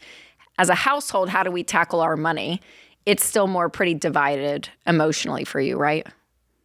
Yeah, a little bit. So I owe about $28,000 left. And I think my hesitancy kind of comes in because I don't find that it's his responsibility to pay on my debt. This is the only debt that we have, I guess, together. But it's really, I look at it more like it's my debt because I was the one that chose to go to college to get 2 degrees. Yes. And so I kind of am like, is this really his responsibility if I've been the one paying it all these years? So you have $28,000 in debt. How much does he have saved? So he has, we have a net worth of $700,000 and he how much is liquid? Like how much cash do you guys have? I'm actually not entirely sure how much exact cash we have. Okay. So let me ask you a weird question. And how do you know he can pay it off if you don't know how much money you guys have? Did he just say, I'll pay it off for you? Well, I do have an understanding of how much he makes and his net worth, but money isn't really, I guess, an issue in that regard. He can definitely pay it off and there's no problem. It's more of I just don't know if I should allow him to do that, if I feel like it's my responsibility. All right, let's say that he had, when he was a kid, he fell off a slide and hurt his knee. And then next year, he's playing pickup basketball and his knee blows out all the way. Are you going to look at him and say, well, you brought that bum knee into our marriage, so that's yours? No. So when you get married, both of you take on all of each other.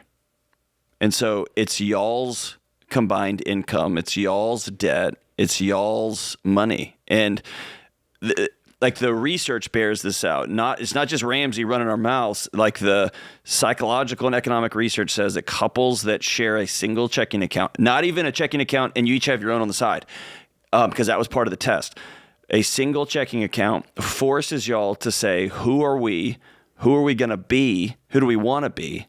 And how much do we have? And so just that one act of sharing a checking account forces couples to come to the table and talk about values, talk about dreams, talk about visions, and then talk about how to get those dreams and values and visions out in the real world. And it just is a shapeshifter for couples. And so this is not your debt anymore. This is y'all's debt. And it's not his money anymore. It's y'all's money now. And so sitting down and having a bigger conversation about who are we going to be with our money this should have been your premarital counseling should have covered that, but you're already married. So that's the next immediate step y'all need to take. Okay. That makes sense. Yeah. And Lindsay, we have found the fastest way to build wealth, the fastest way from point A to point B is to be completely debt free.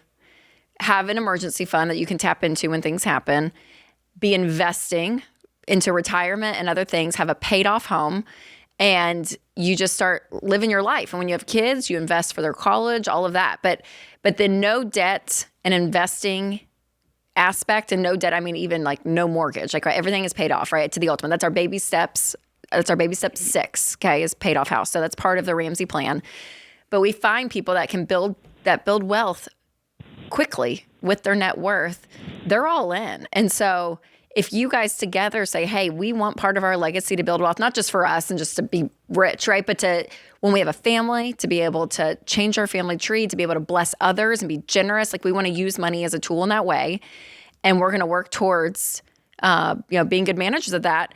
The fastest way is to get out of debt. And if that's our goal as a household, again, as a couple, okay, fastest way to get out of debt. Let's get out of debt tomorrow because you can. So check it off, right? There's a path of least resistance here, and it's not you taking advantage of or all of that. And I hear you saying I just want to take ownership of what I've decided, but I think John just painted a really great picture that when you marry, it's all of you, right?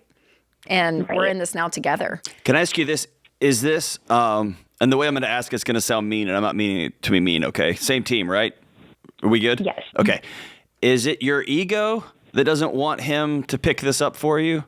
Or is he not very forthcoming with finances and that's kind of his domain and you feel small talking about money around him?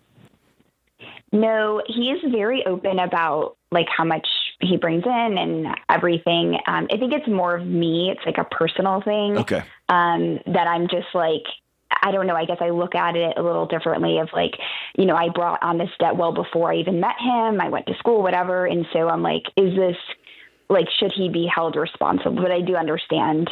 He married all of you. Right. For better or worse.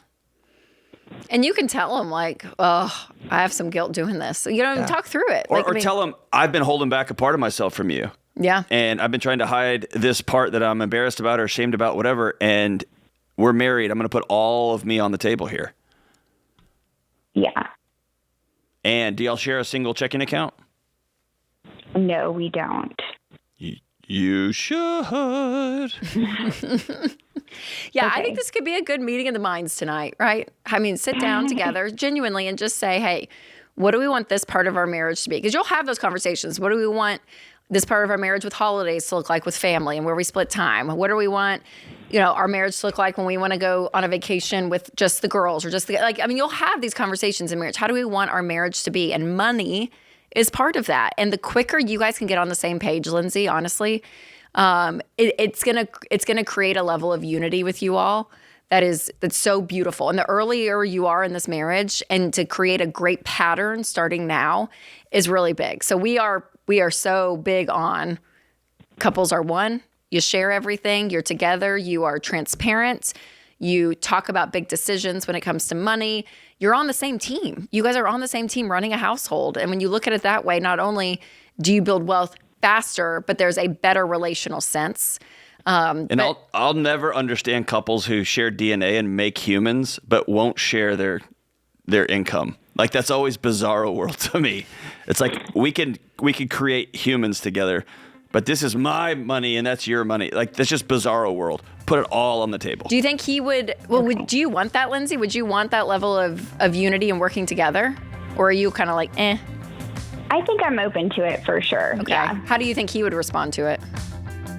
I think he's definitely the one that's all for it. I'm more of the hesitant one. Okay. I'm just, it's an ego thing I need to get over. Yeah, no, I mean, you don't just get over it. Push through and understand that about yourself and bring him to the table with it. And it's a beautiful learning. And you guys are going to do great.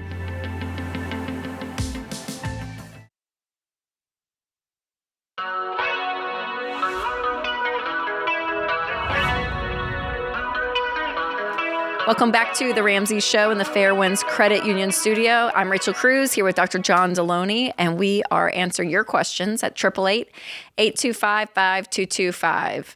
All right, let's go to Orlando, and we have Rick on the line. Hi, Rick. Welcome to the show. Hi, thank you. Absolutely. How can we help today? Well, I have a question because I did the calculations for the net worth, and it turns out that I have more than $1 million of net worth. However, congratulations. Yeah. However, really all of that net worth is in my home, my primary home.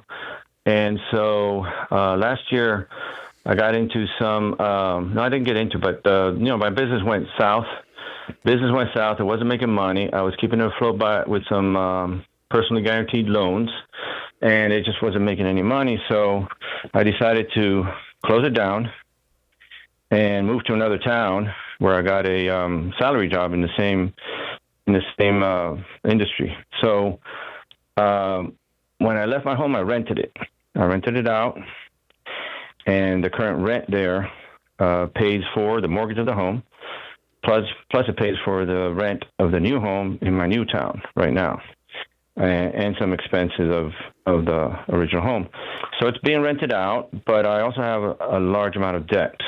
And the debt, I can't keep up with the debt. It's I can't make really all the monthly payments each month. So my question is, should I sell my primary home where all my equity is in order to pay off the debt, in order to pay off all the debt? And then I'll have some proceeds left over for possibly a new home. my answer is a little bit different because you're currently not living in that home. You're living somewhere else. Are you going to be going back to that primary home at any point and sell? Because you own two homes. Is that what you're saying? And I own one home, and I'm renting in the second you're renting. city where I moved to. Yeah. Will you be living where you are now, probably for the foreseeable future? Yes, for the foreseeable future. So regardless of debt or not, I would say don't be a long-distance landlord. So I would sell your primary home anyways, and depending on your financial situation, take the proceeds and buy something in the new city, or use it for a down payment or what that looks like, and then go about your way. But your situation's a little different because I would still sell the home, but how you use the proceeds of the home now may not be for a down payment and maybe to clear up this consumer debt. So how much debt total are the loans? Okay, the loans and the debt total is $300,000. $300,000. And was that business debt? Yeah. Is that what you said? You took out the loans for your business that you closed? Yeah, but I also had some back IRS tax debt. Okay. I have a 105 tax debt to the IRS, which represents about 4 years. But I'm in a payment plan for that. It's not like I'm delinquent or anything. I'm in a payment plan and paying it monthly. And then there's 154K in personal loans for the business and credit cards because there are credit cards too. So. Gotcha. And the credit cards is what, probably 50 grand? Yeah, at least. Okay, so that's more. the 300. That's how it's broken up. How much equity on this house do you have? The 300 also includes 2 car loans and 2 car leases. 4 cars. All right. Yeah, well, who's driving all these cars?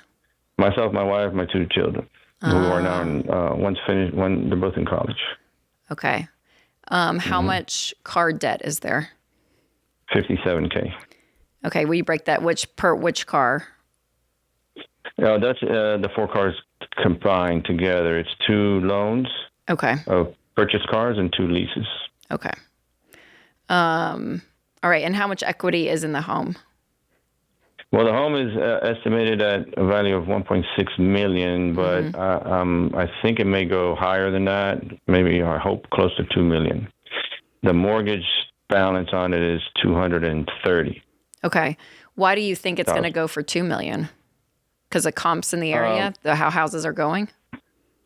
The comps in the area that I've seen right now are about 1.6, but the features inside the house, it's newly remodeled recently in the past few years, and it's high-end upgrades of all the fixtures inside. Okay. Bathrooms, kitchens, so floors, we'll say walls, worst case everything. scenario 1.7. Okay, just for the sake.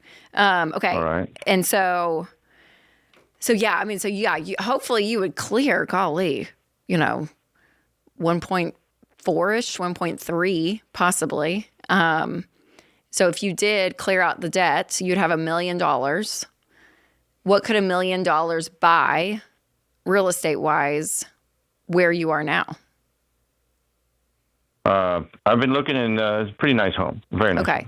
How much do you have in retirement and investments? Okay, in retirement, myself, my 401k is $10,000, and I have some investments. I have about $60,000 in the stock market, and I'm using it for trading stock options on and off. Mostly, my wife is doing that. Okay. Does she have any retirement? She had $30,000. No, not right now. Nothing in 401k. It's all in the stock market. Okay, but she has an additional 30 invested somewhere. Okay. Yes. And how old are you guys? I'm 62. 62. Okay. Yeah. I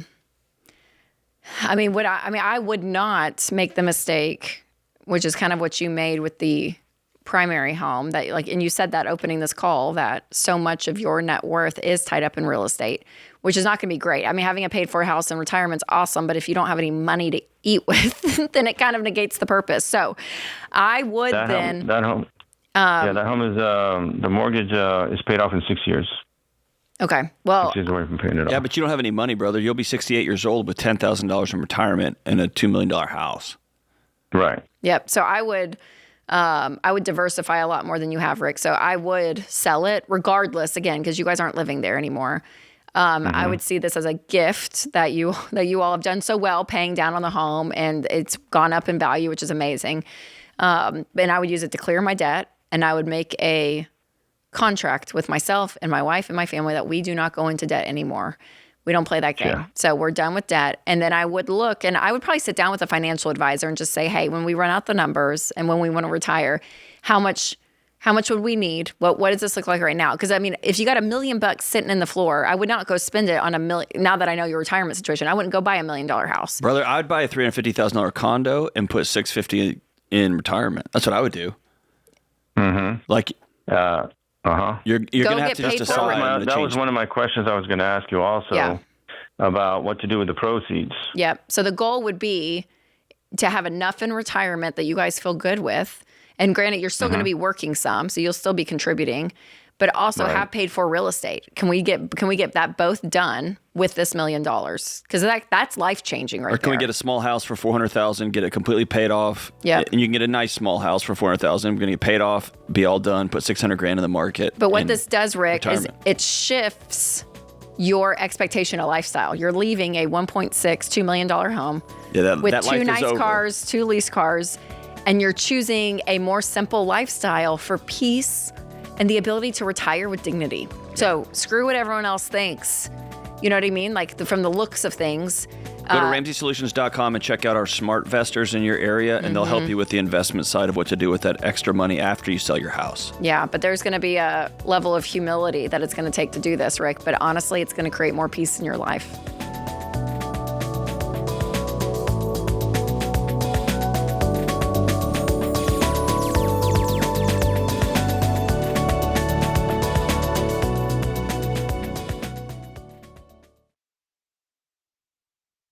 Hey guys, Rachel Cruze here, and I love summer. There is more fun on the calendar, more time with your people, and way more chances to make memories. But you know what else there's more of?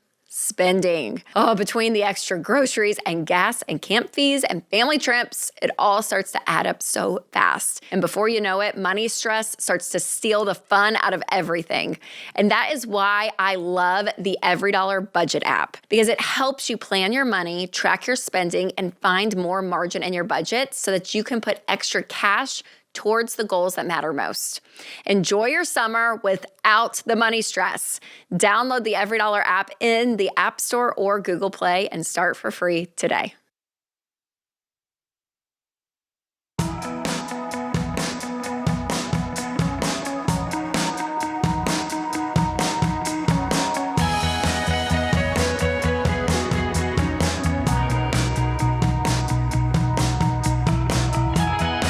The Ramsey Show question of the day is brought to you by Why Refi. If your private student loans are in default and you're not sure what to do next, Why Refi can help you explore refinancing with a low fixed rate and a payment plan based on what you can actually afford. Go to whyrefi.com/Ramsey. That's the letter Y, REFY.com/Ramsey. May not be available in all states. All right. Today's question comes from Maggie in MISSISSIPPI. I am a 50-year-old single woman earning $53,000 a year. I have $25,000 in credit card debt, car debt, and a personal loan from my father. I realize now I was very irresponsible and I've shredded the cards. I have my $1,000 emergency fund and I want to tackle the debts, but after all my bills are paid, I have $150 a week left to eat and pay for gas. The minimum monthly debt payments are more than that amount. Should I pay the bills or buy food to be able to eat? Oh, Maggie. Yikes. Yep. So a couple of things. So you always will want to eat first. So when you're in a dire financial situation where this is literally paycheck to paycheck, before the creditors are paid, before the credit cards are paid, you pay food, shelter, so your rent or mortgage, utilities, and transportation, making sure you have gas in your car and all that is good. So that's what we call your 4 walls, because without that, then you start putting the priority of your own self and survival, right, above MasterCard. So you need to make a list, Maggie, and list out everything and see after food, shelter, utilities, transportation. Then what is left is where the minimum payments come in. And what the magic is going to be for you in this is making $53,000 a year is going to be extra work, because income at that point is your problem. And so it will be working weekends and nights, and it's not going to be fun. But if you can bring in an extra $2,000 to $3,000, whether it's waiting tables, bartending, I don't know what it is, dog sitting, I don't know what that looks like, but I would make it a goal, which means, you're going to be working 60, 70 hours a week. 80 hours a week, It's going to be a lot, but only for a short period of time. Because if you think about this, and if you can do it and you can get $3,000, a month to be able to throw at this debt, I mean, in 9 months, you're done. You're completely done. Then you get to quit everything and go back and live on your salary, because when you don't have payments, you actually have margin at that point. So it's kind of this like season of sacrifice that is what I see. That's the path I see out for her. And the way I've had to navigate these tough seasons of my life is to make a commitment. In her case, she's 50. I'm pretty dramatic, as you know, Rachel. But I like some sort of commitment ceremony. If I had to do it again today, I'd probably write a letter, but some sort of commitment to 52-year-old me. I'm going to do this stuff right now for future me. Mm-hmm. And for whatever reason, when I'm doing it for somebody else, it makes it easier than doing it for myself sometimes. And so I'm going to work like crazy. I'm going to not do stuff, whatever, in service to 52-year-old me. And it might be writing a letter to 52-year-old you, talking about the sacrifices you made at 50, where you would work your full-time job, you would eat a ham sandwich that you made or a peanut butter and jelly sandwich on the way to stocking shelves at a grocery store until 11 at night, get up the next morning and go again. And you're just going to know for 9 months I'm going to be really, really tired, but I'm going to knock this thing out. Yep. Hope that helps Maggie. But I think it's a tough situation. Yeah, prioritizing is really big when everything is that condensed money-wise with your expenses. So priority, remember, food, shelter, utilities, transportation. All right, let's go to Rebecca, and she's in Portland, Oregon. Hi, Rebecca. Welcome to the show. Hi, thanks for taking my call. Absolutely. How can we help today? So my husband and I have been working on the baby steps. We're on baby step 2. We had almost all of our debt paid off except the house. We had $2,500 left on our truck, and then our paid off car needed work that cost more than the car was worth.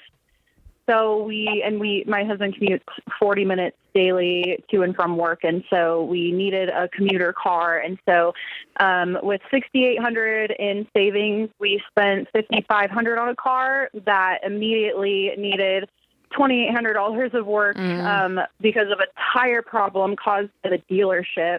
And so now we financed the work through the shop. It was 0% interest for 24 months. So we decided to do that instead of put it on one of our credit cards that are paid off. And so now we have $5,300 in debt. My grandmother set up a stock account for me when I was a baby. It's grown to about $38,000.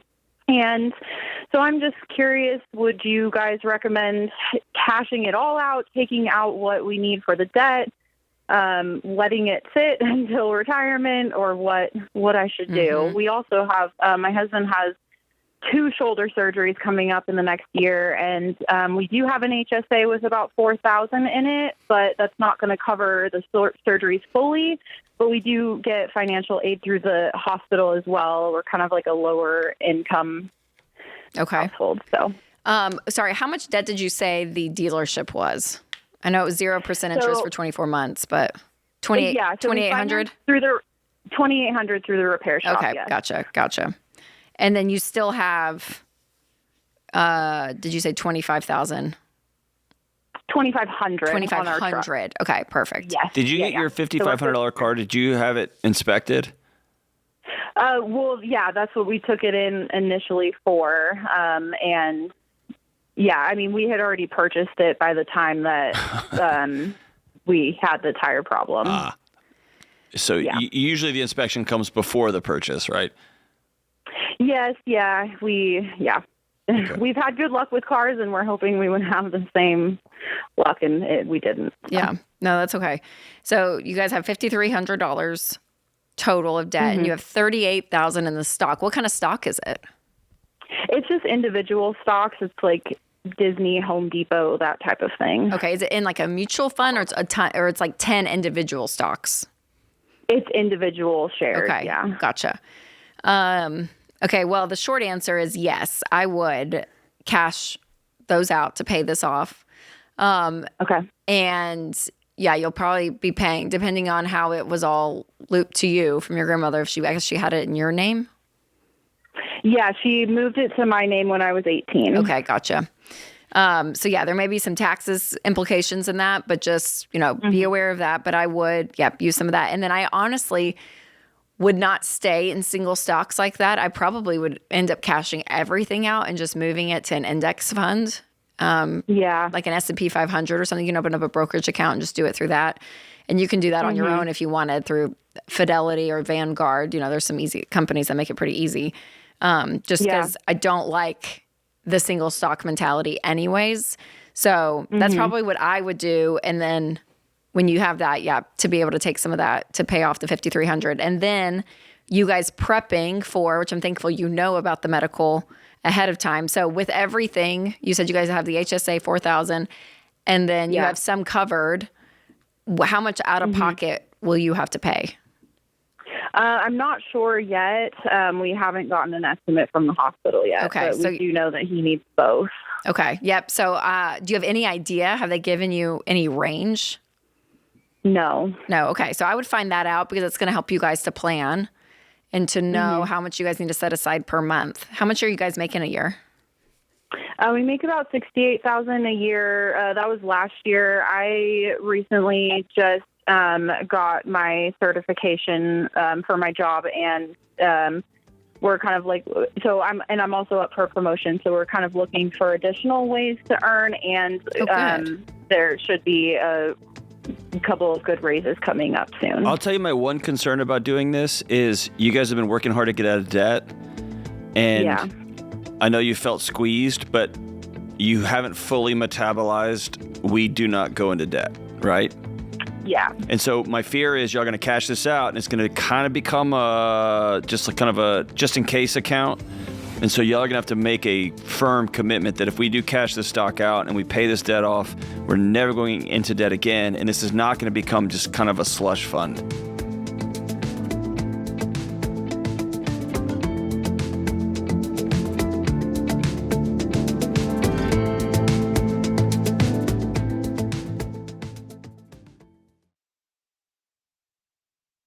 Hey guys, Dave Ramsey here. Every day on this show, we help people work through real money problems and figure out what to do next. Now, you can get that same kind of help anytime with Ask Ramsey.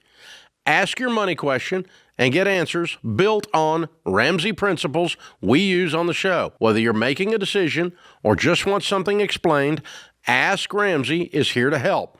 It's fast, simple, and free to use. Go to RamseySolutions.com and try Ask Ramsey today. That's RamseySolutions.com.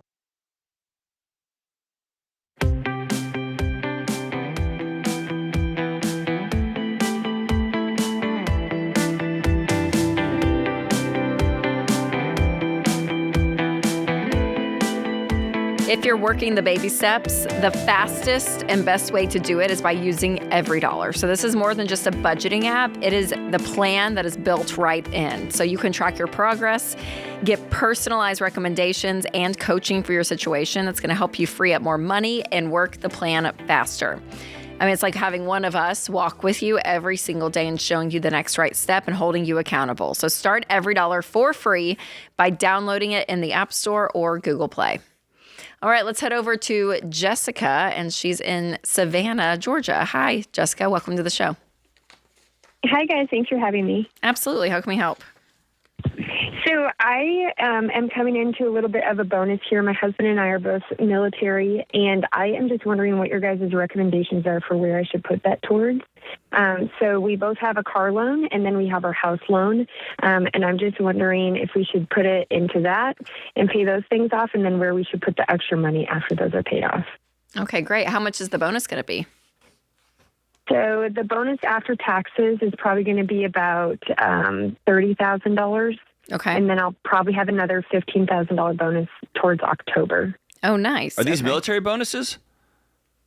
Yeah, but it's special. Don't tell anyone. I won't. I hope you get 5 of them. I hope you get. I hope y'all get 50 of them. It's a madness I out love there. that. Thank you. Just keep the bonuses rolling. It's my tax dollars. Keep them rolling. Keep them going. Absolutely. Jessica, how much are the cars? Or how much debt do you guys have on them? So my car is about $20,000, and then his is about $25,000. Okay. How much do y'all make a year? A little over $200,000, probably like $210,000-ish. Okay. Can I make a guess? Yes. Is either one of these cars either a Jeep of some sort or a Dodge Charger? Oh, absolutely not. Yeah, all right, dude. Bucking the trends. Bucking the Is that a trends. military thing? All my military buddies, all of them, either have a Charger or a Mustang of some sort or a Jeep product of some sort. I do have to embarrassingly admit that my husband does have a Tacoma, which is, if you know, very common as well. Hey, you know what, though? It's a Toyota product. It will drive till the end of time. I support that. We love a Toyota truck around here. Yes. For sure. Absolutely. Okay. So the $30,000 would take care of obviously the $20,000 and then take the other car loan down to $15,000. Mm-hmm. And then you said you're going to be getting $15,000 in October.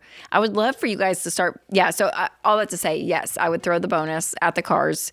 You'll have $15,000 left on the truck or whichever car that is. And I would still be working to pay that off. And then the money you get in October, hopefully that car will be, you'll owe, I don't know, $7,000, $8,000 on it, right? If you throw some money at it. I should also say we do have about we were talking about money last night and I was like, oh my God, we got to find out where we should put this. But we do have about $50,000 in cash right now too. Oh. Good grief. Lead with that next time, Jessica. Jeez. Burying the lead, Jessica. $50,000? I'm so sorry. I just I think it's because we're young enough where I just feel like I don't know exactly where I should put the money into. Okay. Do I pay off the house that much, although we might move in, a couple, 2 years or so? Do I put it into the TSP? What do we do? But we're already contributing 27%, and I think he's at 25% going into TSP. Okay, let me help you, Jessica. So I feel like we just accumulate money and don't know where to put it. Yep. No, and that's common. Okay, so the Ramsey baby steps, when you walk through them, baby step 1 is a $1,000 emergency fund. Check. Baby step 2 is get completely out of debt, all your consumer debt, which means you're going to be selling stuff, working extra, sacrificing any money you have saved. Jessica, anything that's out there, you throw at your consumer debt to get out of baby step 2. And so you guys are at that step, which means you can be done tonight. You can pay both cars off tonight. So you're done. For sure. Yeah. And you'll have $5,000 left of that $50,000. And then when your $30,000 hits, that bonus, you're going to have $35,000. So then you get to move on to baby step 3, which is a fully funded emergency fund of 3 to 6 months of expenses. So you guys are in pretty, stable jobs. Any kids? Right. You guys have kids? No kids. No kids. Okay. Kids yet. How much would it take to run your household per month, would you say? How much money do you guys need? With no car payments. $6,000. $6,000? Okay.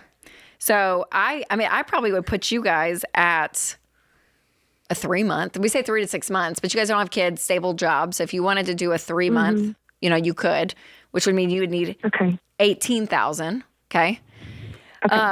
So when you look at all of that, then what's left, then we need to decide, okay, we have some money left. What do we want to do with that? So the question is, do you throw it at the house? Baby step 4 is 15% of your income into retirement. So I actually would lower some of what you guys are putting away down to 15% and throw the rest at the house.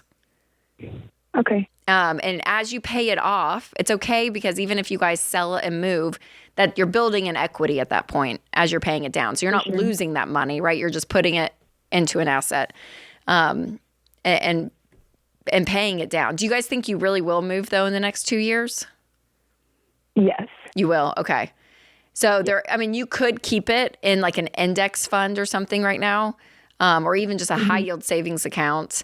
Because I am thinking when you guys move, if you had some money saved for a down payment and contingent upon the sale of your house that you have now would work as well.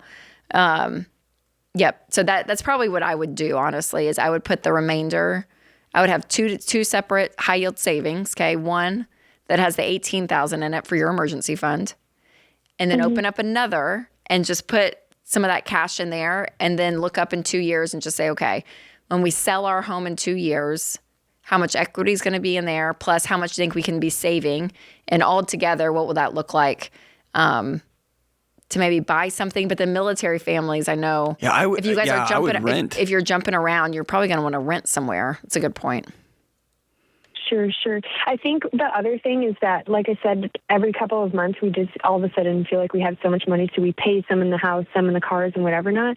So if the cars are paid off and then all of a sudden we have like another $1,000 a month that we're not spending, what would you suggest putting that into? Like, how much do you really put into your house all up front? Well, if it was me, when I bought my house, I hope I don't move for 10 years. And so I'm going to be more aggressive paying it off. Like my friends in the military, they get moved every 2 to 3 years. One of two things happens. They either barely break even because there hasn't been enough time for the house to appreciate and they still got to pay realtor fees to exit. Or, and you've got friends like this, they have this trailing mortgage in like 3 or 4 different states and they're trying to rent them out to other military families and it just becomes a nightmare, right? And so for you, since you're going to be moving in 2 years, I wouldn't, this is just the Delonys, I wouldn't buy a house until I knew I'm going to be somewhere 5 to 10 years. I would agree with that, Jessica. Otherwise, I would rent, and I would rent a nice place because y'all are doing really well, and I would put all that cash in a high yield savings account for the day we can walk in and pay cash for the house we're going to live in for 5 or 10 years. For sure. Yeah. When do you think, because the difference I'm with John, I'd be renting. So any money you get from equity, I would put into a high yield savings account. The only question I have is our threshold of investing, which means like putting it like an index fund or something, versus high yield savings is about that 4 to 5 year mark. So if you're not going to be buying anything because you guys are going to be moving around and renting, if you're not going to be buying anything for the next 5 years, I almost would just open up an index fund and start throwing cash in there. Okay. And because you're going to get great returns on that. And you're going to be able to ride out the market because you don't need it for 5 years or more. Honestly, that's probably what I would do. And then unless you guys think, no, we're probably going to step out of the military in 2 to 3 years, and buy something then. Okay. Yeah. Well, I appreciate that information so much. The index fund is different than the Vanguard, Fidelity, S&P 500s, correct? No. It's all the same thing. All in there. Yep. Yeah. So just look into that. Yes. Yep. Cool. Yeah. You may open up like a brokerage account and inside of that put an index fund. And here's the main thing we're doing differently than what y'all are doing. Y'all get a big check and y'all try to spread it out all over the place. We want you to knock things out one at a time so you actually make progress.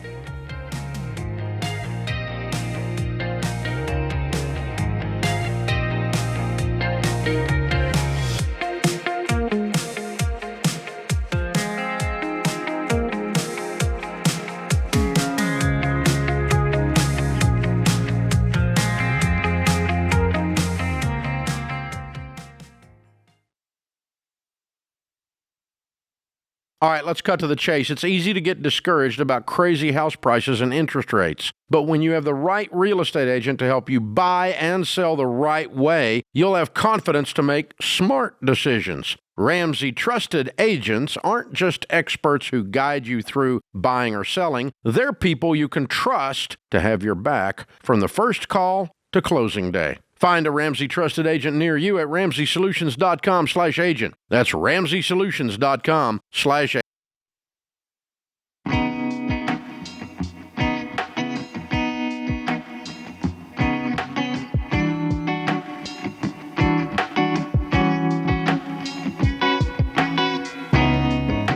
Our scripture of the day comes from 2 Corinthians 9:8.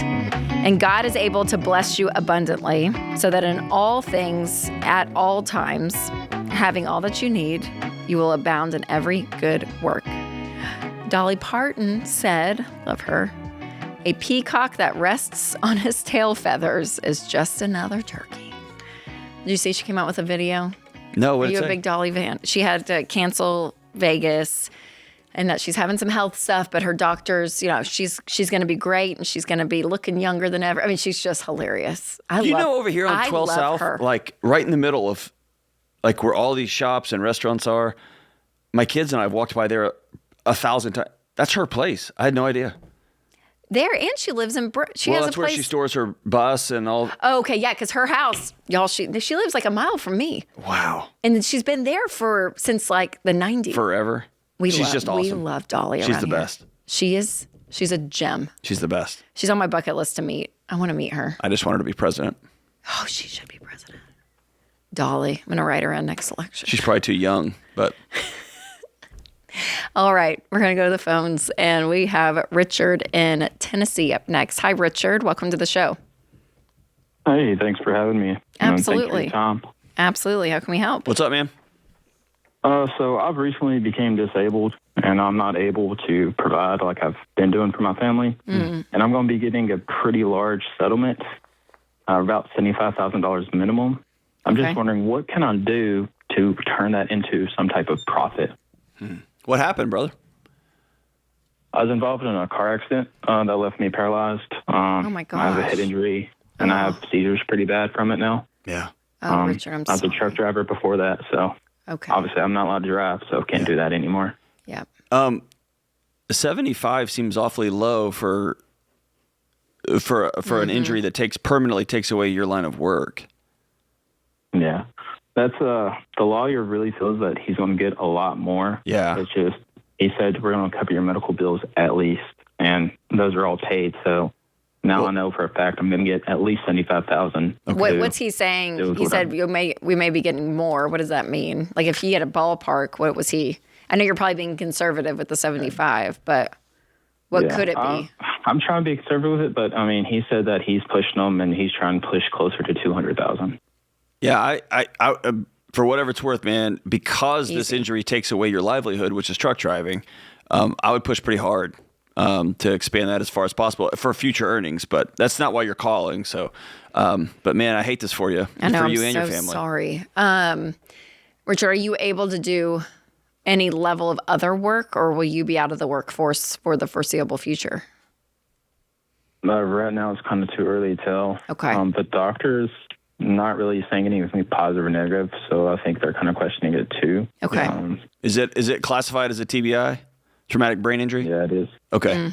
Yeah, so and sorry. the path back from those is so difficult to navigate, right? Because to know. Yeah, I'm Does glad your- the doctors are just keeping it neutral because nobody knows, right? Yeah. Does your wife work? Yeah. No, she doesn't. She's having to be a full-time caregiver for me because I have to be monitored 24/7. Okay. Are you? Do you guys have kids? We have one kid. You have one. Okay. How old? She is 5. She's 5. Okay. And so she'll probably be in school next year. I'm assuming kindergarten. Yeah. Starting in the fall. Okay. Because I'm just trying to think how to make this money work for you guys, but also that it doesn't just disappear in expenses when there could be pairing with some level of work or income coming in. You know what I mean? Well, there's two. I want to say this. There's two. One of my oldest, closest friends on the planet is a longtime TBI survivor, and there is a program. I know it's a federal program. I think it's a federal program and possibly a state program too, where she might actually receive compensation for your care. And so I would look at that, and I'd also look at your Social Security benefits, SSI benefits. Okay, yeah. I did get, I'm on SSDI. Okay. And what does that pay? Bring in every month? It's $16.78 a month. Okay. Yeah, it's not going to keep food on your table, but it's something. But check in, have her look into the program that she can qualify as. Basically, she'll get paid as a full-time caretaker of you, and that's a pretty remarkable program as well. It's not going to make anybody rich, but it will keep your house over your head. Yeah. How are you guys paying for things now? Your bills and everything? So right now we're on just full government assistance pretty much. Okay. So do you guys have any the debt? Housing, we have $8,000 in debt. Okay. What is that? What kind of debt? That's from a car that I had to turn back in after my accident. Oh, geez. They didn't just take it? They were kind of like threatening on it, and I just said, there's really nothing we can do, so just come get it. I got a voluntary repo on my credit report. Shoot. Okay. So for now, when will you get the settlement? Do you know? End of this year. Okay, so you guys have the rest of this calendar year to survive. Yeah, we do. Okay. And government assistance, what's coming in a month with that? Just the $1,678, and then the health insurance is locally covered now, and then the food stamps for the kid. Oh, man. So after we pay all of our bills, we're left with about $300, and that's after putting some in savings. How much are you putting in savings? About 15%. Which comes out of the $1,600. Okay, yeah, so it's like $200 or something. Yeah. Okay, and when you say you have $300 left, is that after food, rent is paid, everything? Everything. Okay, and you're putting some in. So you could put $500 a month in savings right now. Is kind of what you're looking at. If $300 is your margin. Yeah, we could. Okay. You know what? I mean, honestly, Richard, I would stick to that regimen as much as you can until you get this payment. And I'm praying by the end of the year, you'll have some answers with your health, possibly freeing up your wife to a degree to be able to go and provide and work if you can't. Because the goal would be to be bringing in some level of income, and that this settlement is put aside and that you guys can use it if you need to on a big purchase, like if you have to replace a car, but that it's invested and it is making money. So in that case, yes, I would put that settlement. I would take some out and put an emergency fund to the side in a high yield savings account. And then beyond that, again, trying not to live off of this, because the goal would be to invest it and just let it grow. And so you can do that just like in an index fund or something. But between now and the end of the year, my goal would be to be putting some money in savings and start building that up. Because if you guys can do that, that's pretty remarkable. I mean, if you're able to put, $500 away, I mean, you'll have $4,000 by the end of the year, which is fantastic. Y'all are living lean for sure. Yep. And I hope that it's 10x your settlement than what you think it's going to be. For sure. Which I feel like it should be. Yeah, I ask the question to your attorney about future earnings. Yeah, and just, ask about that. But, when you're in a position, which I feel like we've had a couple of, not just like this call, but the idea that it's like it is touch and go month to month on bills and cash flow. Remember, you guys, food, shelter, utilities, transportation, before even debt is paid, take care of that. And then beyond that, make a list of priorities of things that you have to have, right? And if you have kids, young kids, but you're both working, daycare, it's going to be right there close to that needs line, insurance. Like there are some things that have to be covered. But the idea is that you have a plan and it's written out and you're able to follow it, because that logic side is so important when emotions and the scariness of reality can wash over you, and you can make bad decisions if you focus on that. Yeah, and there's not a way to take $75,000 and turn it into invest off of it and make that into a livable income per year forever. The best thing you can do is to take that money and, like Rachel said, get an emergency fund, but put the rest of it in, and you're thinking way down the road with that money. Yep, absolutely. Sorry, brother. I know. I'm so sorry, Richard. Call us back if you need more help, for sure. We're here for you. Thanks to everyone in the booth, John. Always a fun show. And thanks to everyone listening. And remember, there's ultimately only one way to financial peace, and that's to walk daily with the Prince of Peace, Christ Jesus.